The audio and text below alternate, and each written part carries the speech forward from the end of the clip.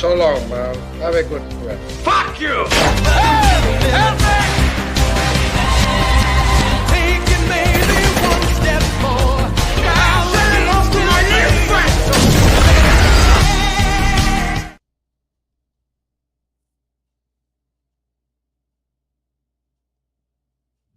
It's now time for The Sit Down with Don Tony. The Sit Down, where Don Tony talks one-on-one with his followers. What are you looking at? About the world of pro wrestling, pop culture, and so much more. The Sit Down with Don Tony. And now, your host, Don Tony.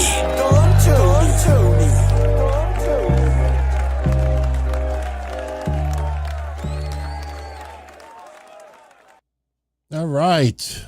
What's going on, everybody? Can't believe we're already approaching October, man. This freaking year has flown so fast. Wow. The Podfather, the Dog Father, is in the house. September 28th, 2025. Welcome to the Sit Down. I am Don Tony, as always. Yeah, no pun intended. I had to don the shirt back on. I haven't worn this shirt since what, 2008? I think 2008. It's a little big. But yeah, it's one of those weekends, my friends. In New York, it kind of sucks right now. Mets eliminated from the season today, playoffs. Definitely they're doing. They have earned the right to sit at home. I already heard that Pete Alonso has already filed for free agency, or he is going to elect free agency. Most people believe that, after the first year. Doesn't mean he can't renegotiate with the Mets, but this season was a disaster. Congrats to the Yankees, my other New Yorkers here. And, wrestling-wise, we had a decent NXT No Mercy. We knew that one World Championship was going to change hands. You need at least one title change. We just thought it was going to be Lola Vice and not Ricky Saints.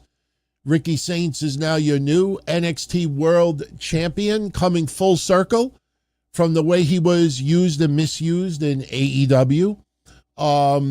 It was what it was. I think ever since he showed up in support of Cody, when Cody first went back to the WWE, I think that kind of, rubbed Tony Khan the wrong way. Listen, we covered on the other shows, say what you want, but Tony Khan, you see what he did with the boys recently, giving them the nice sticky and the coolie, pulling the outrunners from facing them, which he had every right to do. And honestly, I didn't blame Tony Khan because the boys are suing him. But it goes to show you when you're dealing with someone that is more on the immature side, and it's not a publicly traded company, you will get, almost immature-ish decisions. Obviously, the big story that's been going around the last 24 to 48 hours is Gail Kim. Gail Kim. If anybody remembers the old days of the Don Tony and Kevin Castle show, in fact, I think I have to use that intro tomorrow that we used to have, that soundbite with Kev telling Gail Kim, oh, shut the fuck up. I think we may have to bring that back for tomorrow night for 1 week only. She got into it with the AEW Sickos, Kenny Omega, Deathmatch Wrestling, Brett Lauderdale, GCW, I think it is. I have some thoughts. I have some honest thoughts about Gail Kim. I will give everybody a little bit of a spoiler. I will defend Gail Kim in some ways, and I will disagree with her in others. Do not expect this to be let's support Gail Kim and hopefully we'll get a like or get a little bit of attention. She's right in a lot of ways, and she is wrong in some ways, and we call it like we see it. So we'll talk about that a little bit later. So, and I definitely recommend, if you guys haven't checked it out yet, you definitely want to download this week's edition of This Week in Wrestling History. This was a fun one, and I can't believe already it's 1 year. 1 year already since the Mr. McMahon Netflix docuseries came out. Next week is the 2-year anniversary of Edge, Adam Copeland. We don't call him Cope anymore. Adam Copeland joining AEW. And, you know, it's interesting because remember when he was using the name Cope for a while? Copacabana. When I was doing some of my old notes from 2 years ago and reading, Adam Copeland had filed to trademark numerous names. He did, not AEW. And one of the nicknames that he filed to trademark was Cope. And we always wondered if Cope was a nickname that Adam Copeland had going back many, many years to even childhood days. And apparently it was. It was an old nickname of his. So this wasn't an AEW creation that just was stupid. I never liked it. Cope. I just never clicked for me. You know, I think Adam Copeland just works that much better. If you want to use it as a nickname, that's fine. Here's a little fact. Yours truly, my last name is de Blasi. And when I was growing up in grammar school and even high school, my nickname was Blaz, B-L-A-Z. In fact, we had a t-shirt, Blazomania is running wild. My yearbook, my high school yearbook from 1987, all over the yearbook, you see a lot of my friends writing Blazomania. I'm a Blazomaniac because I was a huge wrestling fan at the time. But my nickname was Blaz. So my friends would say, hey, Blaz, what are you doing tonight? Blaz, come here, Blaz. Later on, when we got into the wrestling hotline scene 10 years later, you know, then it was Funker because I was a Funker. Terry Funk was my favorite wrestler. So for many, many years, my nickname was Funker. Nothing wrong with calling Adam Copeland Cope, you know, amongst your friends. You know, hey, Cope, come here, Cope. Got to talk to you about something. Cope, what do you think about this? Cope, I want to pick your brain. But to just use it strictly, you know, just hearing Justin Roberts, you know, weighing 238 pounds from blah, blah, blah, Canada. Cope! It sounds like you're having a hiccup. So, yeah, definitely check out the history show. We definitely had a lot of fun with that one. Yeah, oh yeah, Beetlejuice. He's still alive. She's still alive. So anyway, well, guys, what's the first topic you want me to talk about tonight? You want me to talk about this imminent NXT invasion that is going down? Some thoughts about NXT No Mercy. I have kind of like a mixed bag with it. Gail Kim, you know, I see a few Gail Kims. All right, you know, let's get Gail Kim out of the way. Let's get her out of the way quickly, right? I'm not going to preface it with a whole history of what has transpired the last couple of days. If you look at this thumbnail, you could get an idea that, you know, obviously, if you see that picture on the right, yes, I removed Luchasaurus and I put Kenny Omega in his place. The AEW Sickos, that guy on the left is the one that kidnapped apparently 4 people, kept them hostage in his basement, facing about 15 years in jail.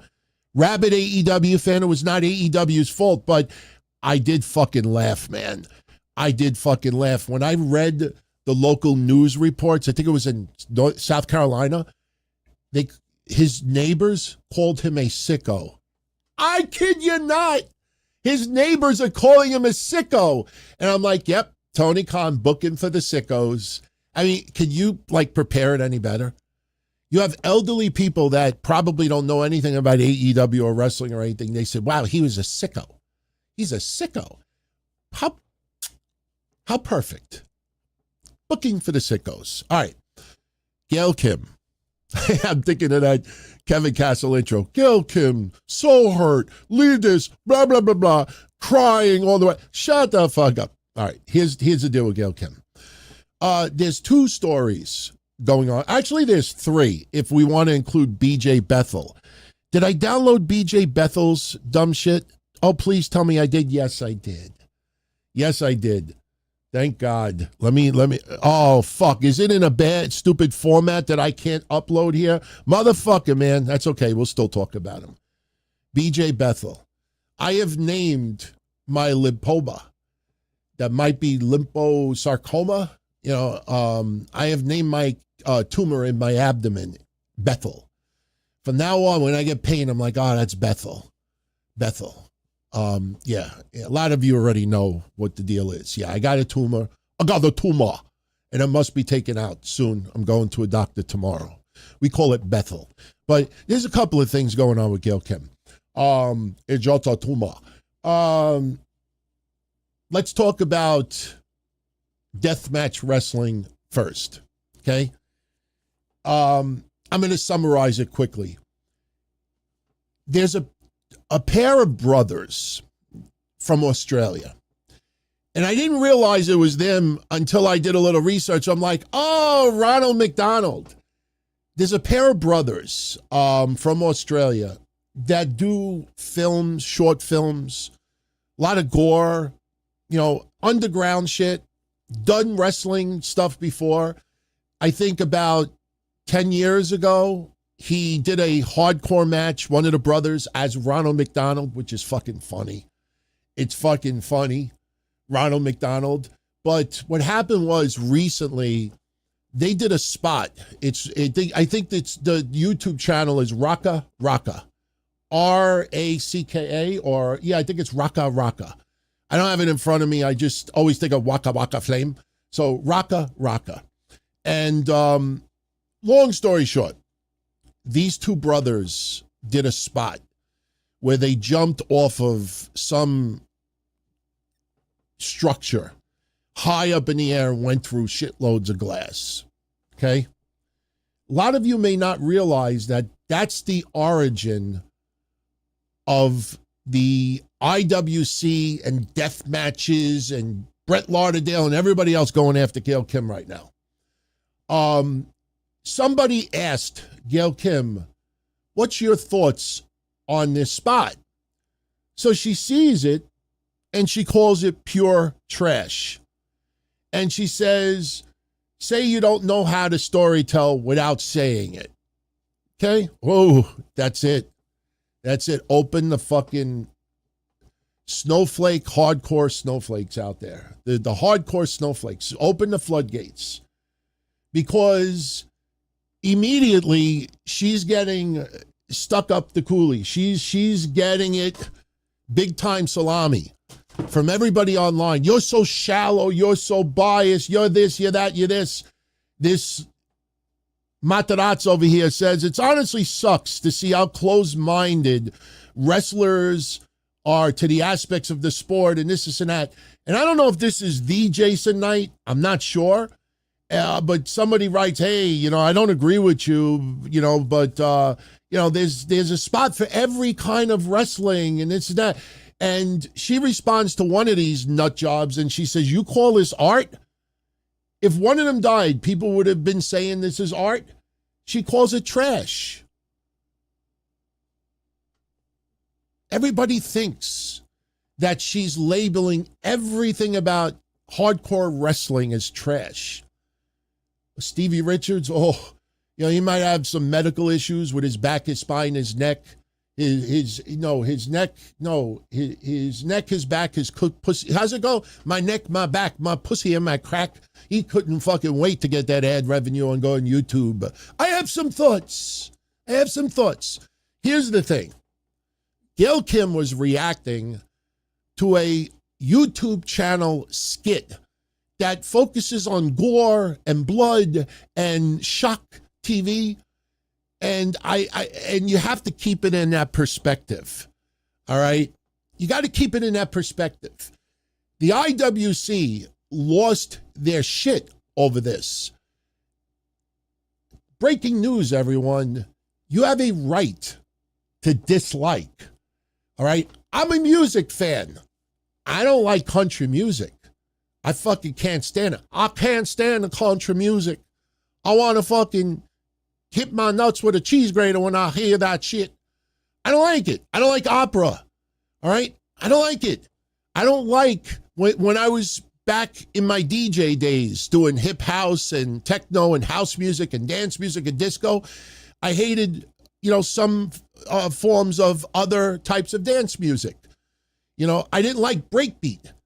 I went to a club once. I swear to God, I went to a club. I think it was like 1990, 1991.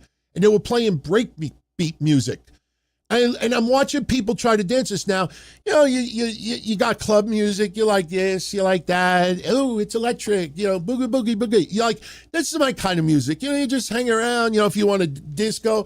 These people, I got to take my glasses and my hat off for this because shit'll be flying. They're trying to keep up with the breaks and they're like this.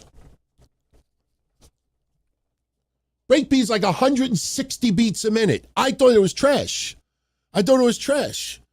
Then I got into some of them. Some of the songs I thought were halfway decent because they would speed up like Public Enemy beats and stuff like that. And it's like, okay, all right. It's not all trash, but that's my right. I love music. I don't have to love every fucking kind of music. And I didn't have all my breakbeat buddies coming after me. Oh, you're so goddamn shallow. If people like you, you're out of touch. First of all, I was 21 years old, out of touch. So Gail Kim has every right to say, I don't like death matches. I don't think it really has great storyline. That's not a real talent.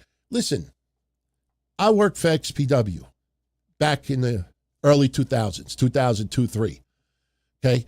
At one point, I was a fan of deathmatch wrestling. I sat at the timekeeper's table watching Supreme and Angel, the hardcore homo, literally breaking light tubes and powders going in my nose. And you see me like this. But there's an art form to it. There's a talent to it. Absolutely. And there are storylines. I watched back in the days of John Zandick when Messiah first lost a couple of his fingers. When John Zandick got hung by meat hooks, I think we went to Cage of Death. We went to the ECW arena because we were going to fly the whole fucking place because XPW was coming in August of 2002. We went to CZW events, so we saw the deathmatch shit up close and personal. Some of it I thought was cool. Some of it I thought was over the top, man. Lowlife Louis Ramos, one of my favorite wrestlers that I became friends with.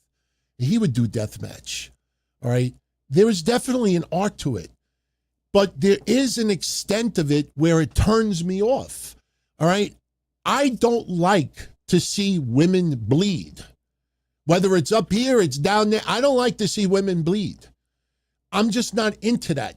For a long time, I didn't want to see women fighting MMA.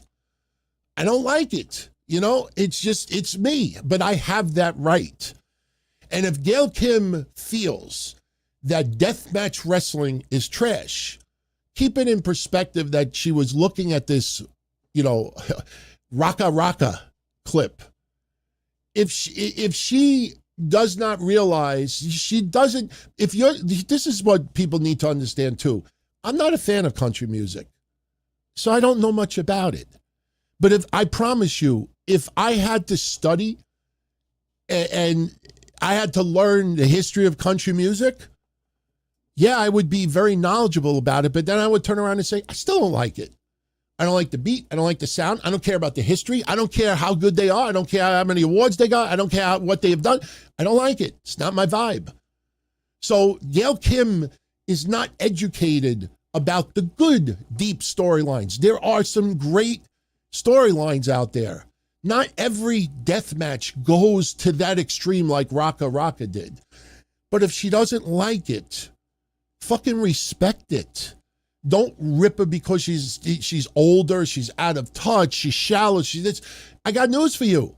Every single one of you that went after her, you're the people that are shallow because you can't accept the fact that someone else don't like what you like. That is called insecurity. I've said it so many times. The biggest problem amongst the whack jobs in the internet wrestling community is one word: insecurity.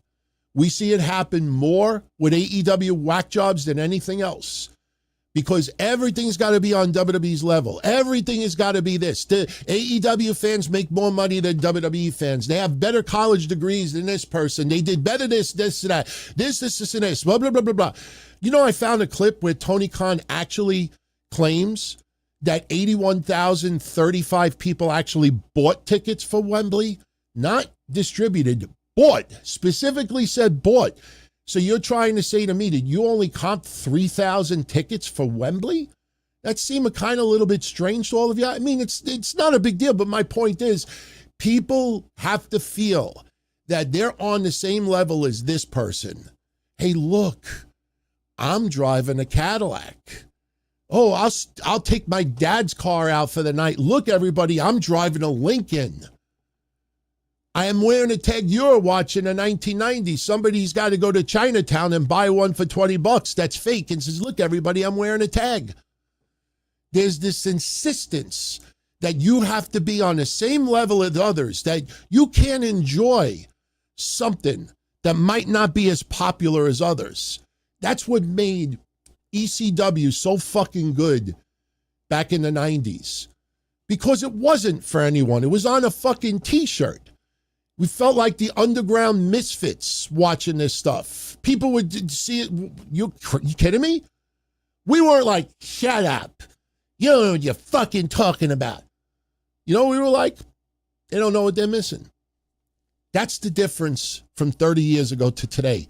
You have pussies upon pussies. They don't even know it. They don't even know it. Because they think they could write a nasty, those motherfuckers that tweeted Gail Kim, I guarantee you I will never do another show again. I guarantee you when they hit send, they went in the mirror and went like this. I just told her off. Yeah. And then get like, retweet. Look, everybody, look at me. I'm a success. I fucking gave it to her. Those people are 10 times worse. So here is where I defend Gail Kim's right to not like it. If she wants to label it all a certain way, that is her right. You could disagree with it. You could call it ignorant, but you don't have to trash her for it. I see wrestling promoters going after her. I'm like, don't you have a family to take care of? What the fuck is wrong with you? I mean, stop trying to act cool in front of everyone. So now we move on to AEW. Riho. I don't know how Rio, her name, got on the topic to Gail Kim. I think a fan asked Gail Kim her thoughts on Riho. She's not into Rio. She even feels a little bit like, she comes off, the way they presented her is this like a schoolgirl. She's so small and she's got these little mini skirts and she flips up in the air. So the back of the skirt goes like this and everybody's like, oh my God, panties. She's not a fan of Riho. If people remember when I used to do Breakfast Soup with Mish, in the early days of AEW, I used to defend Riho all the time. Mish would, not a fan. Me, I thought she was very impressive. Once again, that is Gail Kim's right. Look, is she portraying a schoolgirl? You look at Japanese wrestling and we see what some of it is, but that's the culture, that's the style, that's the look, that's what some people do. It's not like where she's wearing thongs. It's you know what I'm saying? Like if you're portraying it and people are, let me put it this way. The people that are fantasizing that Riho is a 15-year-old schoolgirl, those are the ones that need help, not Gail Kim. But over time, this weird defense of Riho, and I don't know, and I'm being totally sincere here, okay? And you know what? Before I finish with Riho, I do want to say one other thing about hardcore wrestling. And I don't want to bring up names, but I want you all to remember something very important about hardcore wrestling and taking chair shots and taking bumps that are totally unnecessary. Because if we're being honest, there's a lot of really over-the-top abuse that you put on your body when you do deathmatch wrestling. I think we all agree on that, okay? I thought about this when I watched this all go down with Gail Kim. some people who died because of after effects of abusing their body, whether it's CTE or anything else. And, you know, I don't want to mention any names, but there is somebody who I was very, very close friends with who was dealing with crazy ass migraine headaches and dealing with awful shit. And, you know, was it because of hardcore wrestling? I don't know. Was it because of chair shots? I don't know. Was it because of 2 horrible car accidents that she had? I don't know. But all I'm saying is that there are people out there that believe that some people who have had brain injuries because of this. So when some people look at it like, oh, it takes no talent to be a deathmatch guy. Look, I did 3 matches in my lifetime, and 2 of them were weapons because I couldn't do half the shit that other people did. You know, I was dealing with horrible injuries from my car accident, so I was very, very limited. So to try to have suspension of disbelief, we did more weapons. I admit it. But the thing is, keep in mind that there is other reasons why some people are really turned off about unnecessary chair shots, unnecessary blows to the head, taking some violent bumps that definitely abuse your body, spinal, back, everything else. You know, there's other reasons. It's not just looking at something and saying, oh, that's trash. So keep that in mind when you see it in the perspective of Gail Kim. Okay, so now we get back to Riho. She's not a fan. Leave it to Kenny Omega. I don't know what it is. Riho apparently did not handle, so she doesn't have thick skin. It's not a negative. Not everybody has thick skin. When I used to get into wars with people online, have the fucking entire net after me, people like, you know, how could you deal with that? How could you handle this? I'm like, you know, look, I always credited Frank Goodman, the Mass Maniac, for helping me grow thick skin. You got to have thick skin. If you're an entertainer, a politician, an athlete, a public figure, anything that has a following, you have to be able to grow some thick skin. And you have to not take everything personally and understand that there are people out there that just get enjoyment over seeing other people, you know, not having enjoyment.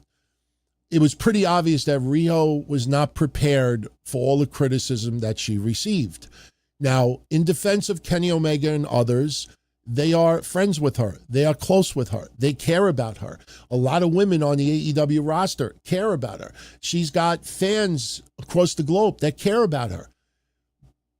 But you also need to understand she's not 15 years old. You know, she's a grown woman. And if you're in an industry where you can't accept criticism, then stay off of social media or just learn to deal with it, because that comes with the territory. Seeing Kenny Omega, after all of this, go after Gail Kim in response, say, oh, someone's trying to get a WWE job. Man, that pisses me off. That pisses me off because, again, you know, we understand she's your friend, you know, but doing this, you know, what are you, 18 years old? Are you a child? You know, I said this the other day and I got a mixed reaction. I saw what happened with, what's her face, Masha Slamovic and her ex-boyfriend. They had a horrible breakup, but it was a toxic relationship and it was both sides. All right. Now, you know, you read between the lines, you hear from some people that Masha Slamovic, part of her mistake was her boyfriend, ex-boyfriend took pictures and she didn't. You know, say what you want. But my problem with the whole thing that's going on right now with Masha Slamovic is it feels like it's revenge, because that breakup was months ago and the ex-boyfriend gives all the text messages and all the photos and everything else and gives it to a friend and says, go ahead, do what you want with it. To me, in my neck of the woods in New York, you know what we call that? Pussy. That's what we call it. Handle your business offline. It reminds me of these people, and you know who they are, guys, over the last 10, 15 years. How many, someone even told me it was AEW Botches. That's the account. Do you remember AEW Botches? I don't think it's around anymore. That motherfucker went after AEW big time. He could give it, but he couldn't take it. So what happened? People were going after him. And he claimed that people were threatening to dox his children, dox his wife, put all this stuff online, and, making these really outrageous claims. And anybody that's a little bit older, that comes from, my neck of the woods, that's been online since day one, we're looking at this like something doesn't add up. Why are you going to Twitter? Go to the fucking police. We've had podcasters who had people threatening to do stuff to their family. And instead of going to the cops, they go to Twitter. That in itself shows you what the fuck is wrong with this world. Go to the fucking police. Don't go to Twitter. Don't go to social media. But that AEW Botches account, when we started to look into this a little bit further, you know what it seemed like? I could say it now, years later. It seemed like a guy that got in over his head with the pressure and started to put this victimization campaign on himself, so people would say, he is an asshole for always making fun of AEW, but no one should threaten his family, this and that. So I took it one step further. A lot of you remember this. I know how to file complaints with the FBI, with internet crimes. I've had death threats against me. I've had some wild shit against me. I've had a death threat or two sent to my office. And I know what you have to do online to handle it. And every single time it got handled.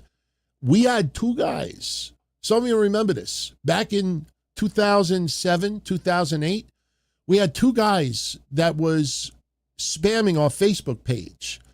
That's why the Don, Tony, and Kevin Castle show got rid of Facebook. We were getting spammed with CP. We were getting spammed with animal abuse, porn, illegal shit. And it got to the point where we filed internet complaints, not just with internet service providers, but we filed it with police. And it ends up that it was two people in an internet cafe that they would go there and have the general IP from the internet cafe, and they would post all of this stuff under fake IDs and thought that it would never track back to them. And then when it finally tracked back to them, they got in trouble because of the stuff that they posted. But we didn't pursue charges. We were like, you know what? They're already fucked. I don't need to do anything else. But the thing is I know what you do. So what did I do for AEW Botches? I filed a complaint. And I took the screenshots, and I got a case number, and I told FBI and everything else that people are threatening to put his family stuff online, children. That is some serious crimes. And I DM'd it to him, and I posted it online. It's still online. I said, hey, listen, I know you didn't ask me to do this, but maybe you didn't know that you can do this. I filed complaints for you. Not only did the guy never thank me, he blocked me. Why would you block someone that is trying to help you and your family? It ends up he lied. He never had anybody threatening to dox his family. He actually put his own family information online to make it seem like people were going to dox it. Blurring his kids' faces. What the fuck is wrong with you? Everybody runs to the net for this extra, oomph. And that's what I felt about the Masha Slamovic thing. Look, should Masha Slamovic be investigated by TNA? Sure. Should she get pulled off of events because of what's going on? Sure, absolutely. I don't disagree with that. But that is a toxic relationship that should be dealt privately. And because one side of the relationship is left hurt, devastated, disappointed, still has love for the other person, and the other person says, I'm not interested, go fuck yourself. All right, so then my final straw is, let me hurt that person as much as I possibly can. All right, now that's not well received by everyone out there, but the point is, you see what's going on with Riho, and if she can't handle it, the best thing to do is stay away from social media. And you got Kenny Omega taking shots at her. Oh, Gail Kim's trying to get a job with WWE. And then you just let the floodgates out. You get all of the AEW whack jobs that are going after Gail Kim. You know, just ripping her apart, saying this, saying that, saying this. And the best, thank you, God, there is a fucking God. BJ Bethel. A fucking loser, garbage. I swear to God, I named my tumor now Bethel because of him. That motherfucker went, remember, he's the one that posted that Max gets 500,000 subscribers. He's the one. Because of this, to impress AEW and Kenny Omega and to throw a little shot at Gail Kim, he writes the last 24 hours for no reason. Oh, several weeks ago, Gail Kim reached out to AEW to see if there was interest when she was gone from TNA. And as of a few weeks ago, no one had reached out to her. No one responded. And she goes public. She's like, what the fuck are you talking about? When I left TNA, Sanjay Dutt, on behalf of AEW, reached out to her and said, you know, are you interested in possibly coming? And she said, no, I'm retired. And that was it. Why did he even put that out there? Because to once again, oh, look, I got cred because everybody fucking in AEW believes that my 500,000 Max post was true. And people gave me cred. So now I could say dumb shit like this. And look, I'm getting even the better graces. That guy's a lowlife. I don't even know what the fuck he does for a living. It certainly is in wrestling journalism. But what's worse about it is this. Guys, you remember me saying this when Seth Rollins had Saturday night's main event with LA Knight. If you remember, you had Meltzer and someone else post something and says, oh yeah, we heard a week before, blah, blah, blah, blah, blah. Why did you wait a week to put it out there? And then another news story came out weeks later about something else. Oh yeah, we knew about this 10 days ago. Well, why didn't you post it 10 days ago? Everybody else, including them, I got to be first. Remember the motto, I got to be first. I have to be the first out there to put something, some type of story, but I got to be the first to put it out there. These people, after the fact, will say, oh, yeah, no, weeks ago I knew this. I didn't say anything. I waited until the time was right that I could get it's relevant to something else. And these people are doing these hit jobs on Gail Kim right now. So honestly, you know, I lost even more respect for Kenny Omega, and I don't give a shit. And I know he doesn't give a shit either. I mean, it's part of what it is. Very talented wrestler, but almost, I don't know if it's a parent-like feeling. Like some people think, oh, Kenny Omega's married. He's got this weird obsession with Rio. I think it's more of like a big brother thing. But the thing is, Mr. Omega, there's ways of handling it by not taking dumb, cheap shots at someone else. And especially when you see, you know, the way people are going after Gail Kim, I think it's fucked up. I think it's very fucked up. Again, I disagree with her about some of her views on death matches, but that is her right. If you want to stay ignorant about something, that is your right. If you don't like something, that is your right. She should not be lambasted because of it. The Kenny Omega and Riho stuff, she did not deserve the negativity that came back afterwards. She's wrong in some ways, no question. But she's allowed to have a different viewpoint. You don't have to love every certain thing about wrestling. Trust me. Again, when I was in the early days of ECW being a fan, a lot of my friends were like, why do you like that shit? You know, people would make fun of it. Then there would people be like, hey man, if that's what you like, you know, good for you. That's it, you know? So anyway, let me reload this because I noticed my chat froze for a few moments. Give me 1 second, guys. Sorry. Seems like once a week we have little gremlins going on. We had a funny Firefox gremlin. Oh, yeah. You know what? Yeah, I definitely want to bring this up. This is a good segue. Eric, thank you very much, Eric. Nia Jax, Jade Cargill, and Tiffany Stratton. They had the three-way for the women's championship on SmackDown. Nia Jax threw Jade Cargill in the corner steps, got busted open. Nia Jax getting ripped apart again. I saw quite a few people in wrestling come into Nia Jax's defense. I'm one of them. Nia Jax, people still are angry from Kairi Sane. They're still angry from COVID. They're still angry that she can be a bitch. They're still angry that she's basically an asshole to a lot of people online. But she's also been criticized, made fun of because of her weight and a whole bunch of other things. There are people out there that just aren't Nia Jax fans. And guess what? That is perfectly fine.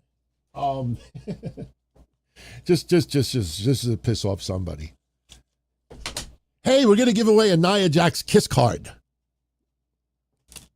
Don't ask me why I have that on my desk. Trust me, I don't sit late at night and go, never done that. It wasn't her fault. Nia Jax is much more loved in the locker rooms than you would think. The people who don't like Nia Jax, it's similar to Charlotte Flair. The only difference is Nia Jax has not been given the championship opportunities that Charlotte Flair has been given. But it's the same idea. The minute something is perceived to go wrong, she is to blame for it. And it comes with the territory. This should be expected. And trust me, all of those people that ripped into Nia Jax on Friday, even when their favorites corrected them, for every 50 people that ripped her, you might get one to be like, oh, okay, my bad. I see it a little bit differently now. Okay, maybe I shouldn't be criticizing her. It is what it is. There's nothing that is going to change that. Nia Jax has got that heat. She knows it. She plays along with it online, no question. But the people that matter, which is the women that she works with, the company that she works for, and the people that are in the know, they know the truth about Nia Jax. The days of her being reckless are pretty much gone. She is definitely, and listen, I brought this up 6 weeks ago. Tiffany Stratton and Nia Jax were having a ball feuding with each other. They were having a fucking ball. I don't know when you'll hear it. Might be a year from now, 5 years from now. Mark my words. You will see Tiffany Stratton down the line. When their feud is a distant memory, or she turns heel again, she's going to show a lot of love for Nia Jax. She's going to say, you know what? I had a lot of fun working with Nia Jax. You hear it from people that are around them. So, no, I think it's a little bit unfair, but it is expected with Nia Jax. So, that's my honest take on it. So, let me get into a couple of super shout-outs before we move on. Chainsaw Charlie, my thoughts on NXT No Mercy and TNA not showing up. I think it made the story look weak. NXT No Mercy was a decent event. When I did predictions, I said we are going to get one world title change. I expected it to be Lola Vice. Who is the masked woman?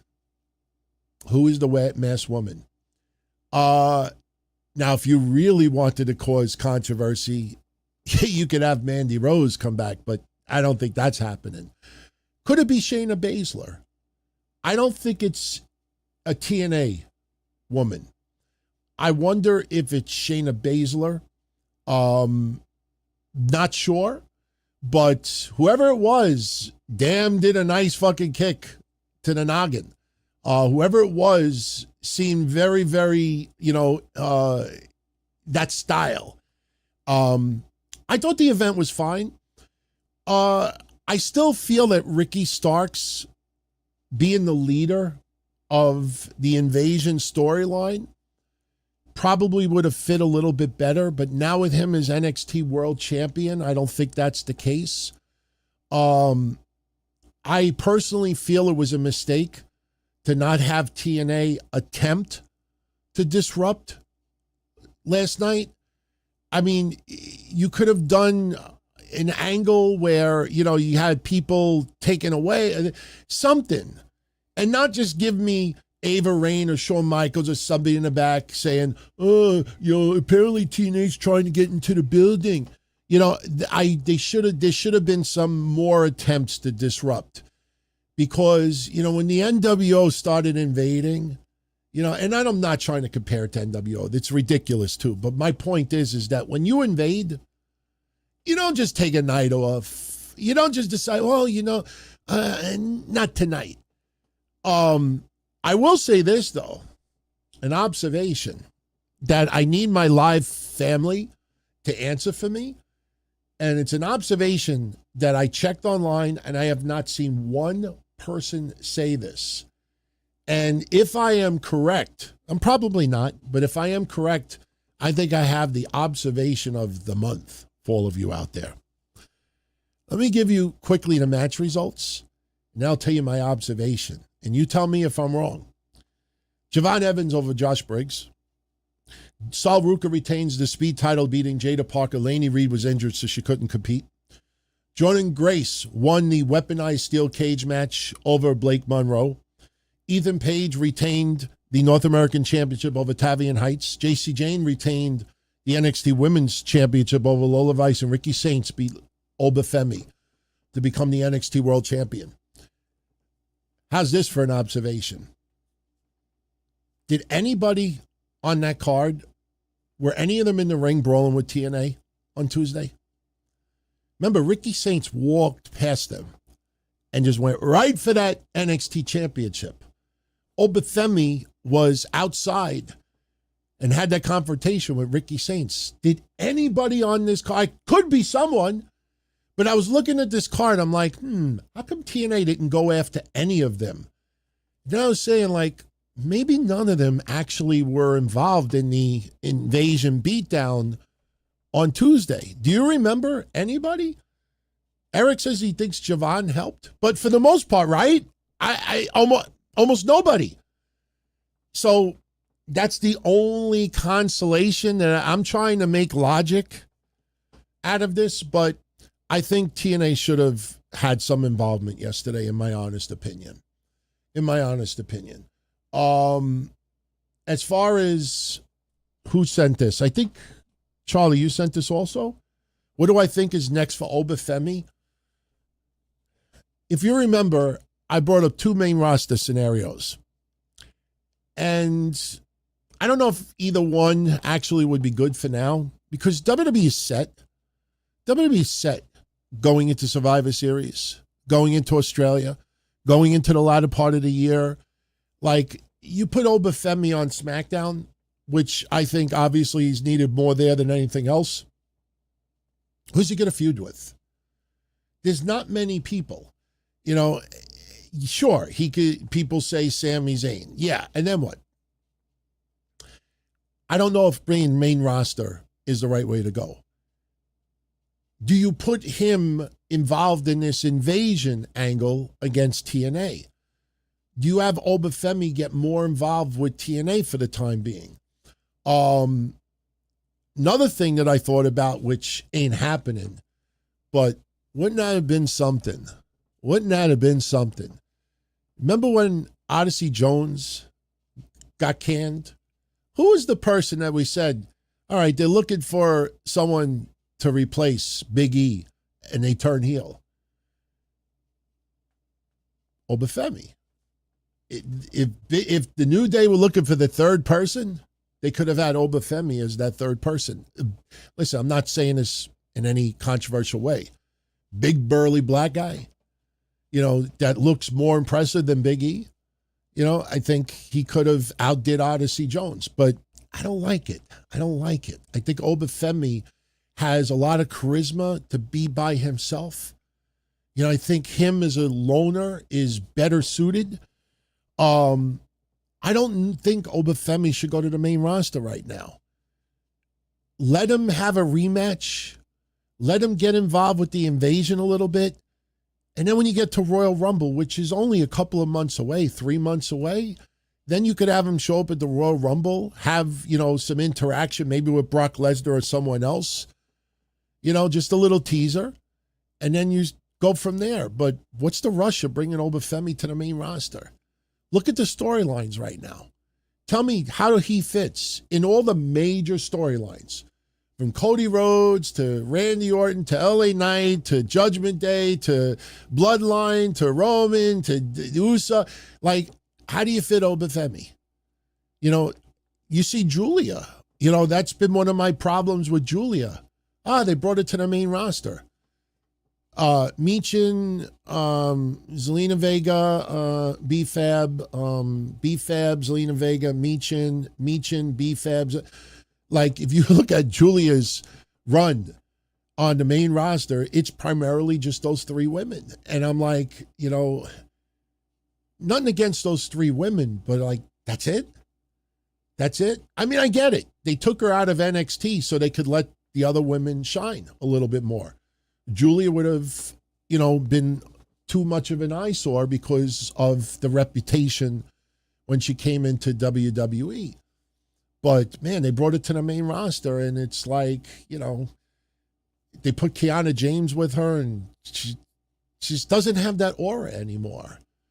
It just doesn't feel like it's working as good as it should. So that's what I would say with Obafemi. Charlie, thank you very much for that. Jay Carter says he would love to buy a Kev Castle bobblehead.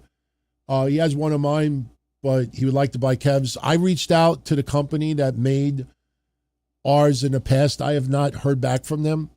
I was told that these bobbleheads would cost up to $50 each to make.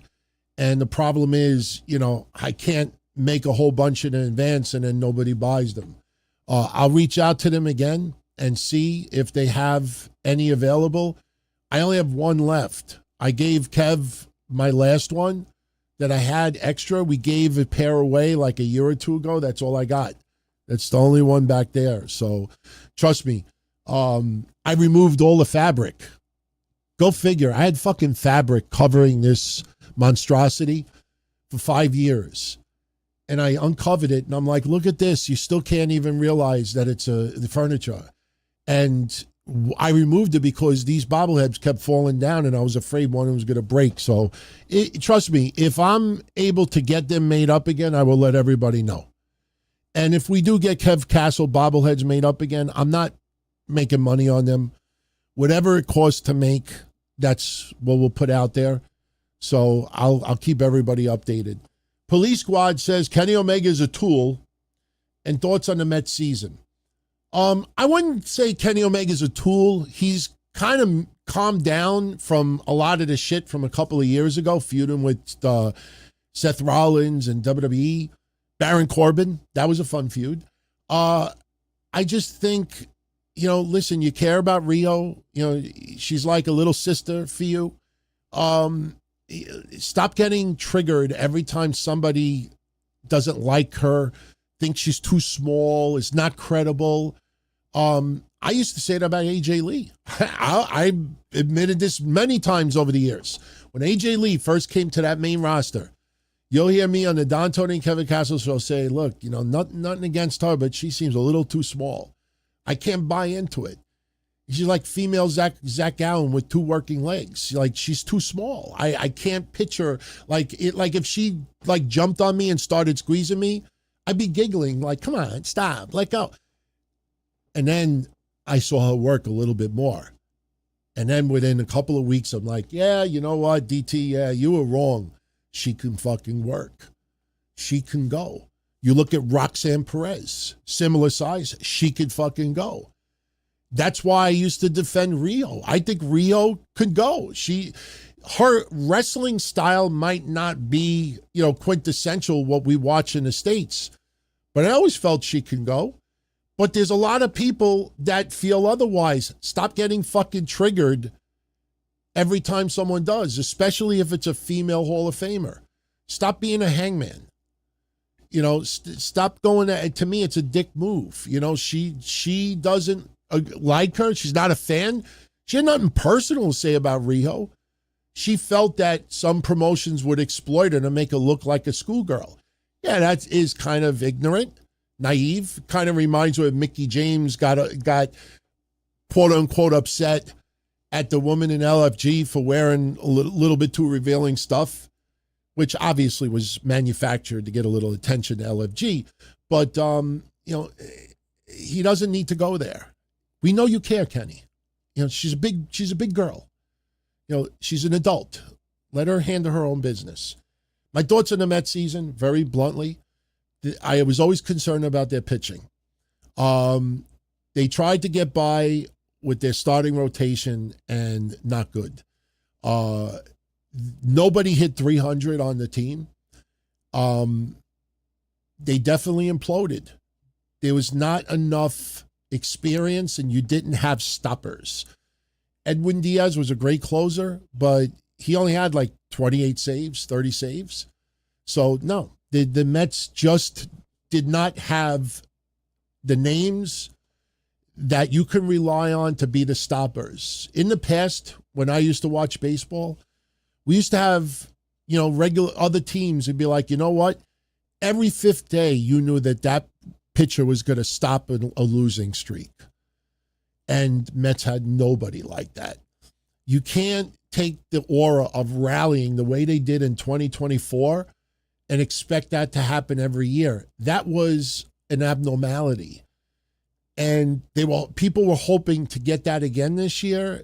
That's crazy. That's like getting 5 numbers on a lottery and then expecting to get 5 numbers every time.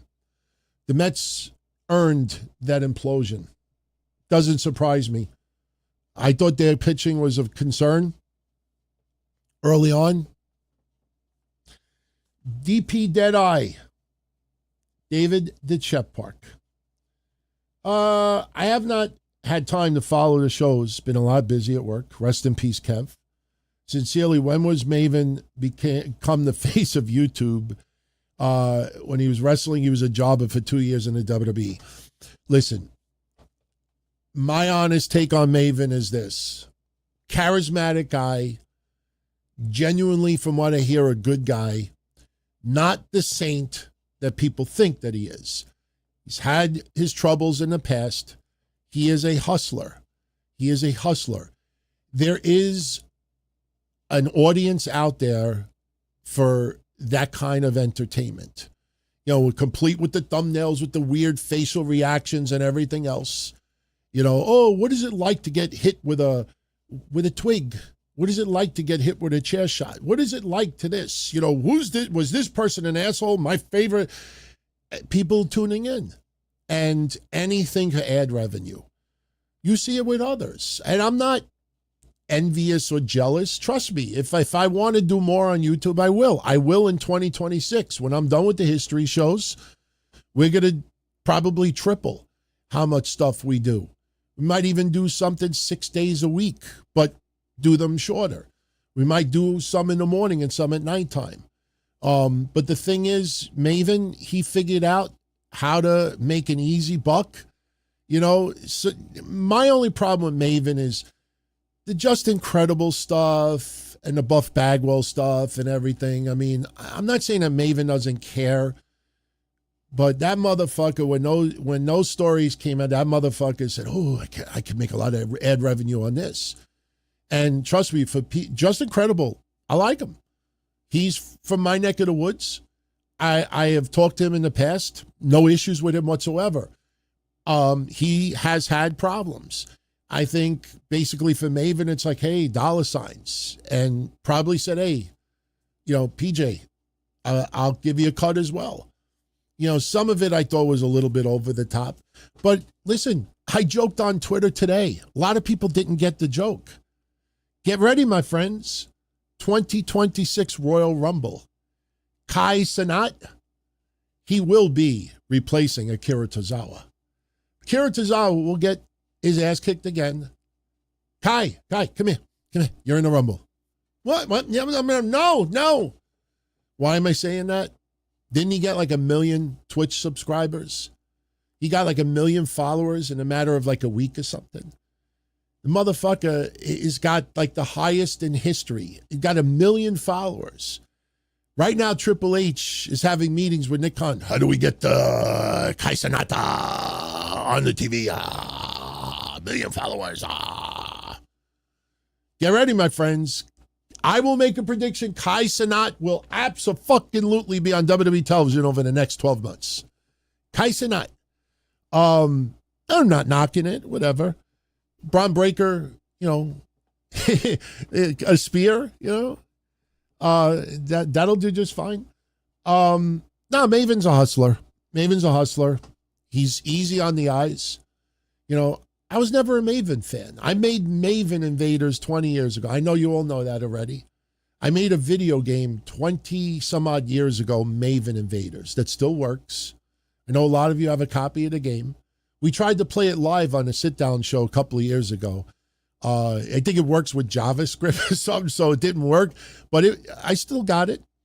We were never fans of Maven. So doesn't mean I don't like him, but I don't wish ill on him. Good for him. He's a hustler. He's hustling and he's working. He's putting in the time. He's putting in the effort. So, all right. Do I think Jericho will be in the Royal Rumble? I don't see Jericho leaving AEW. AEW never recovered when Cody left. Jericho does a lot behind the scenes. I said this about a month ago, and I'm sticking with it. If Jericho leaves AEW, Bryan Danielson is going to take his spot. And I don't mean even on television. I think Bryan Danielson will be put in the offices. He will be that diplomat, the big name that can go to meetings, a little bit of an attraction, maybe wrestle once in a blue moon. Remember, he came back. You don't find it weird that he makes a surprise in Ring of Honor? It always felt like, okay, remember when Jericho won the championship twice for Ring of Honor? That was done for a TV deal. And when the TV deal didn't work, Jericho lost the championship almost immediately after. If Jericho leaves, Bryan Danielson will take his spot. And I think they'll be okay, AEW. But I just feel Jericho is too valuable for that company. I don't think, and plus keep in mind, he doesn't wrestle as much as he used to. And yes, absence makes the heart grow fonder. And if Jericho does come back, he'll probably get more of a babyface reaction than before, especially if they have him fucking with someone that the fans don't like. If Jericho comes back and starts fucking with Ricochet, yeah, the fans will start cheering for Jericho again. I just feel that he's too important for AEW. And Tony Khan has got billions. Billions. I'm not saying this to be a jerk. But 2 years from now, Mercedes Moné, listen, my contract's coming up and, I just love being here. And I just love it. And Tony will stop melting. How much do I have to give? 5 million, 10 million, 15 million? Why can't he? That's not sexist. Tony Khan could fucking blow $10 million on Orange Cassidy if he wants. He's not a publicly traded company. Tony Khan's bet, it's my money. I'll spend it how I want to. Absolutely. So Tony Khan, when he is a billionaire 10 times over, he could pay anybody anything he wants to keep them there. I think Jericho is too valuable. I think he's too valuable for that company. I think he'll stay. But if he goes, Danielson would take his spot. Roderick Howard, no updates on Ash by Elegance as of yet. I don't know what the deal is. I don't know if there's some type of I don't know if it's a storyline. I don't know if it's injury. I don't know if it's pregnant. I don't know. This just happened last night. She abruptly retired. gave the championship belt up. Very bizarre to see it happen that way so suddenly.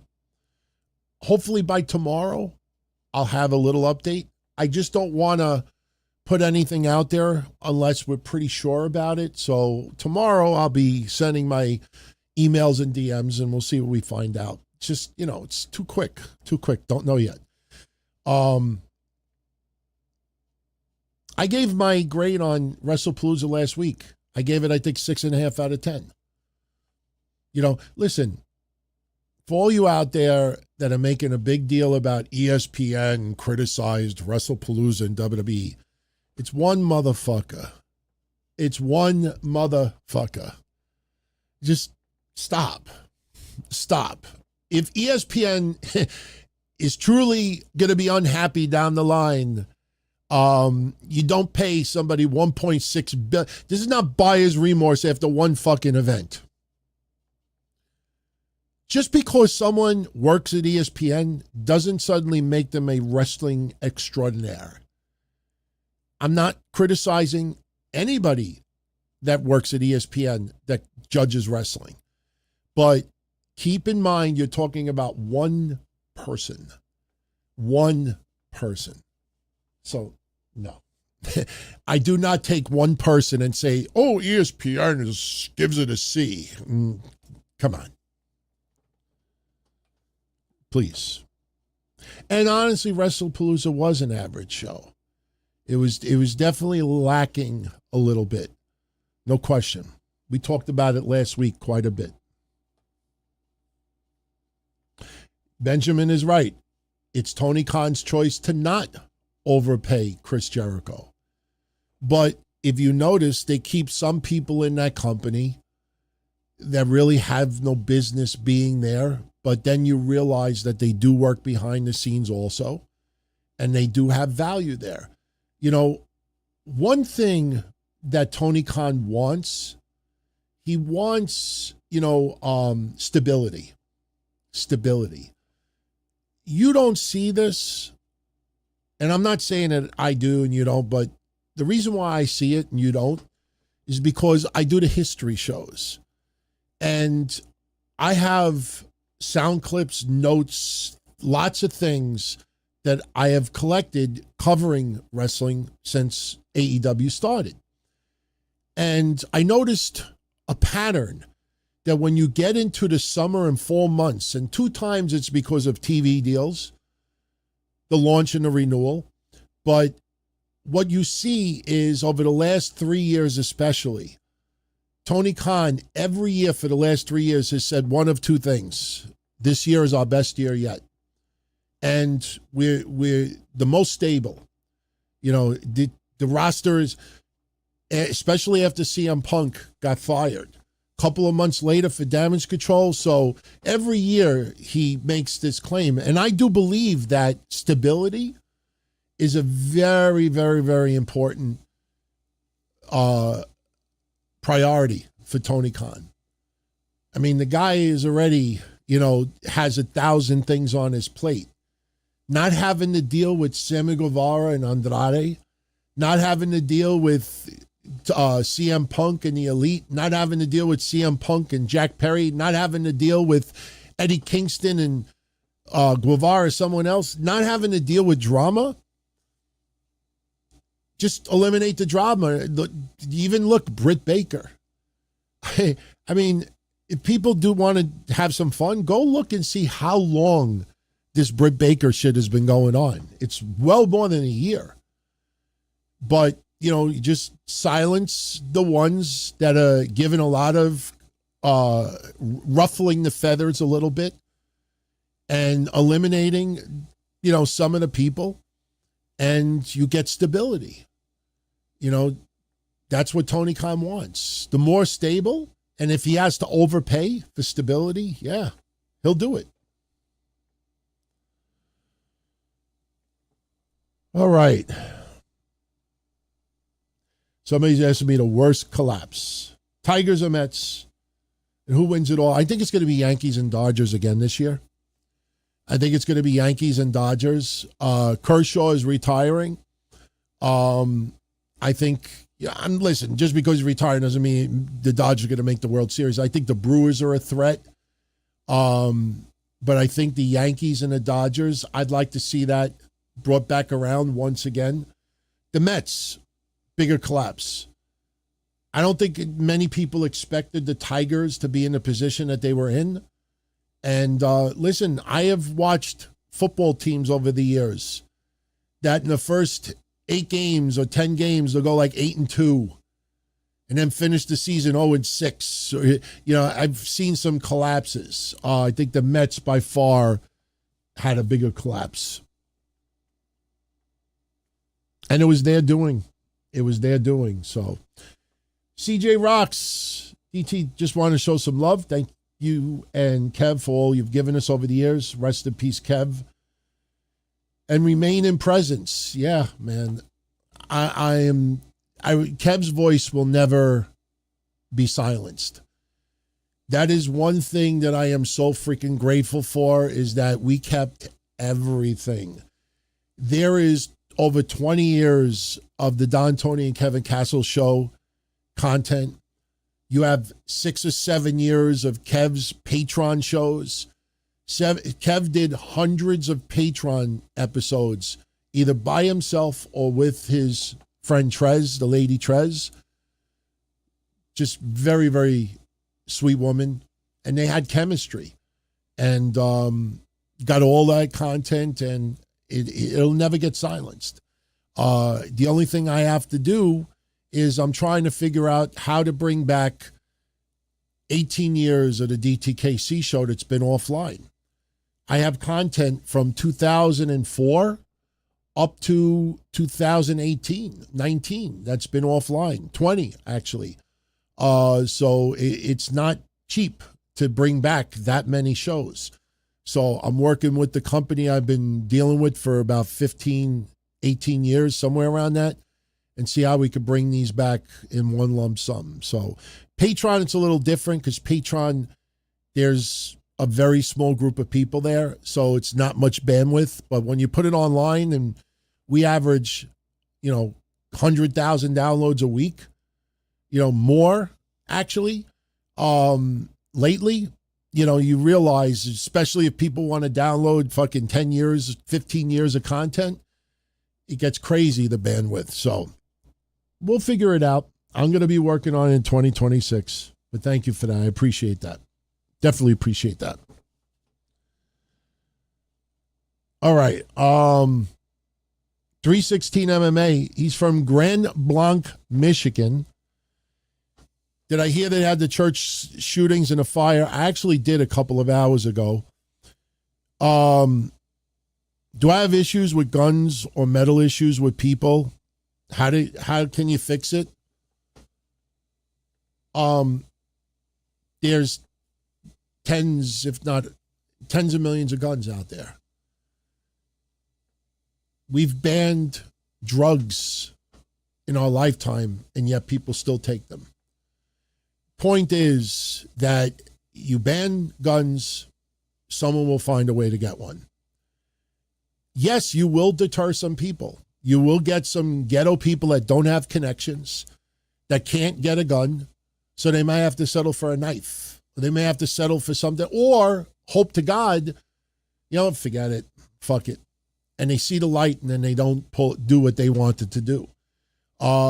Putting more gun regulation is not going to stop most of it, because most of the people that commit these crimes don't care about laws. If I want to go to a church or a school tomorrow and light up the place, you think I care?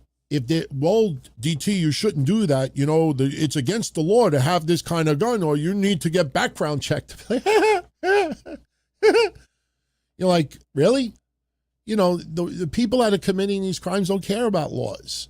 To me, deterrence by enforcing laws and making the penalties worse, and also I do believe extensive background checks. If it takes 2-3 weeks to get a gun, fine. People are like, oh, it shouldn't take a month. Really? To renew my Florida insurance license, because I write insurance for Florida also. I had to go to Long Island and get fucking fingerprinted. Again, I got fingerprinted like 4 years ago to renew my license to sell auto home insurance to people in Florida from New York. I had to go to Long Island, get fingerprinted. Then I had to fill out applications. Then I had to do this, and I had to wait about 3 weeks. So if I have to wait 3 weeks to sell someone a condo policy, you should be able to wait 3 weeks to get a gun. What's the urgency? Hunting season. Well, too bad. You should have applied in June instead of July. So I think having more thorough checks is important. But to just turn around and say, we need to ban this, we need to block, someone, you'll find a way to get it. That's my honest take. Stone Mexican guy brings up a good point. Guns are pretty much illegal in Mexico. And look what's going on in Mexico. It's a perfect point, man. You can get it. You can get it. Trust me. Tristan wants to know, what are my thoughts on Steve Austin blowing up the DX bus? Those were good times. Great memory. Had to get some hefty-duty permits to blow something up like that. And a lot of the stuff that went down back then, thank God the internet was still in its infancy, and you didn't have camera phones like now, because there would have been a lot more leaking out of things going down. Some was done live, some segments, but not all. So, fun times. Eric wants to know Cena's last opponent. I still think it's Gunther. Could they go with Brock Lesnar as a rematch? I don't think so. It's too predictable. He gets the final chance at Brock Lesnar and overcomes. It's too, I don't think you write that. I think that's too goofy. I think Gunther is the right person. I think he'll beat AJ Styles. I think he'll have maybe one match between New York City and Boston. I don't know about Survivor Series, but you never know. And then he has Saturday night's main event. And I think he loses to Gunther. And I think it's the right way to go. Would Cena be the right person to pass the torch to Gunther? Because Gunther, I don't need the torch passed. I'm Gunther. No, but I think him versus Gunther. Believe it or not, now people are thinking about AJ Styles retiring. I think that AJ Styles' final match should be AJ Styles versus Finn Balor versus Shinsuke Nakamura. I would like that. Or you do one-on-one, but I personally would like to see Shinsuke versus AJ versus Finn Balor as AJ's final match. Oh, douche, I agree. He says the right send-off for Cena is to lose and give the never give up speech. He will get the speech. He will not get the Goldberg treatment. And I got news for you. If it does not air on NBC, because there is rumors that it's just going to be Peacock this year, if it's just Peacock, they can go as long as they need to. NBC, it's network television. It has to cut off at a certain time. And with all due respect, that's what got me mad about Ariel Helwani and Goldberg when they did that interview, because I'm like, Ariel, I know you know Canada well, but you know damn well that NBC network television, they have to cut off at that time. It wasn't set up like a baseball game where if it goes extra innings that it goes later. That's not what was the plan for that night. He knew that. Goldberg knew that. But that's boring. If he throws that question out there, then there's really no argument with it. By the way, next week, next history show is the anniversary of Ariel Helwani's interview with Tony Khan. I'm not going to talk about that. What was going through your head? Nah, I'm not going to talk about that. Is it all right if I go take a pee-pee? In the middle of the interview, I had a coffee and I had this water. Can we take a break for a minute? Yeah, go ahead. Pee-pee. It is the anniversary. Rocky Red. What are my thoughts on Eric Adams dropping out of the race. Who wins now? I think Curtis Lewa has to drop out of the race. I'm not saying there'll be a dream team because Lewa does not like Cuomo and Adams does not like Cuomo.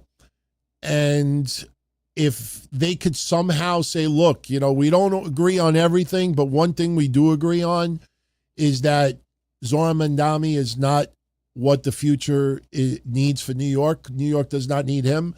And they come together to give diverse views. If you want to show unity, you have Adams, Sliwa, and Cuomo come together and say, listen, I don't agree with him on this, and he doesn't agree with me on this, and I don't agree with this person about this. But you know what? All three of us together, we represent different people in the state, and together we could do things better. I think if they do that, then I think Cuomo can beat Mandami. If Mandami wins, funny thing is, I'm one of those that feels if Mandami wins, New York is not going to get fucked.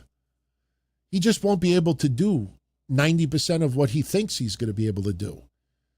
He's going to not be able to do it, and he's going to say, I'm going to keep fighting, and I'm going to keep trying, and this is why I'm here, and I'm going to just keep fighting, and I'm going to keep fighting, and 4 years are going to go by, and not much is going to get done.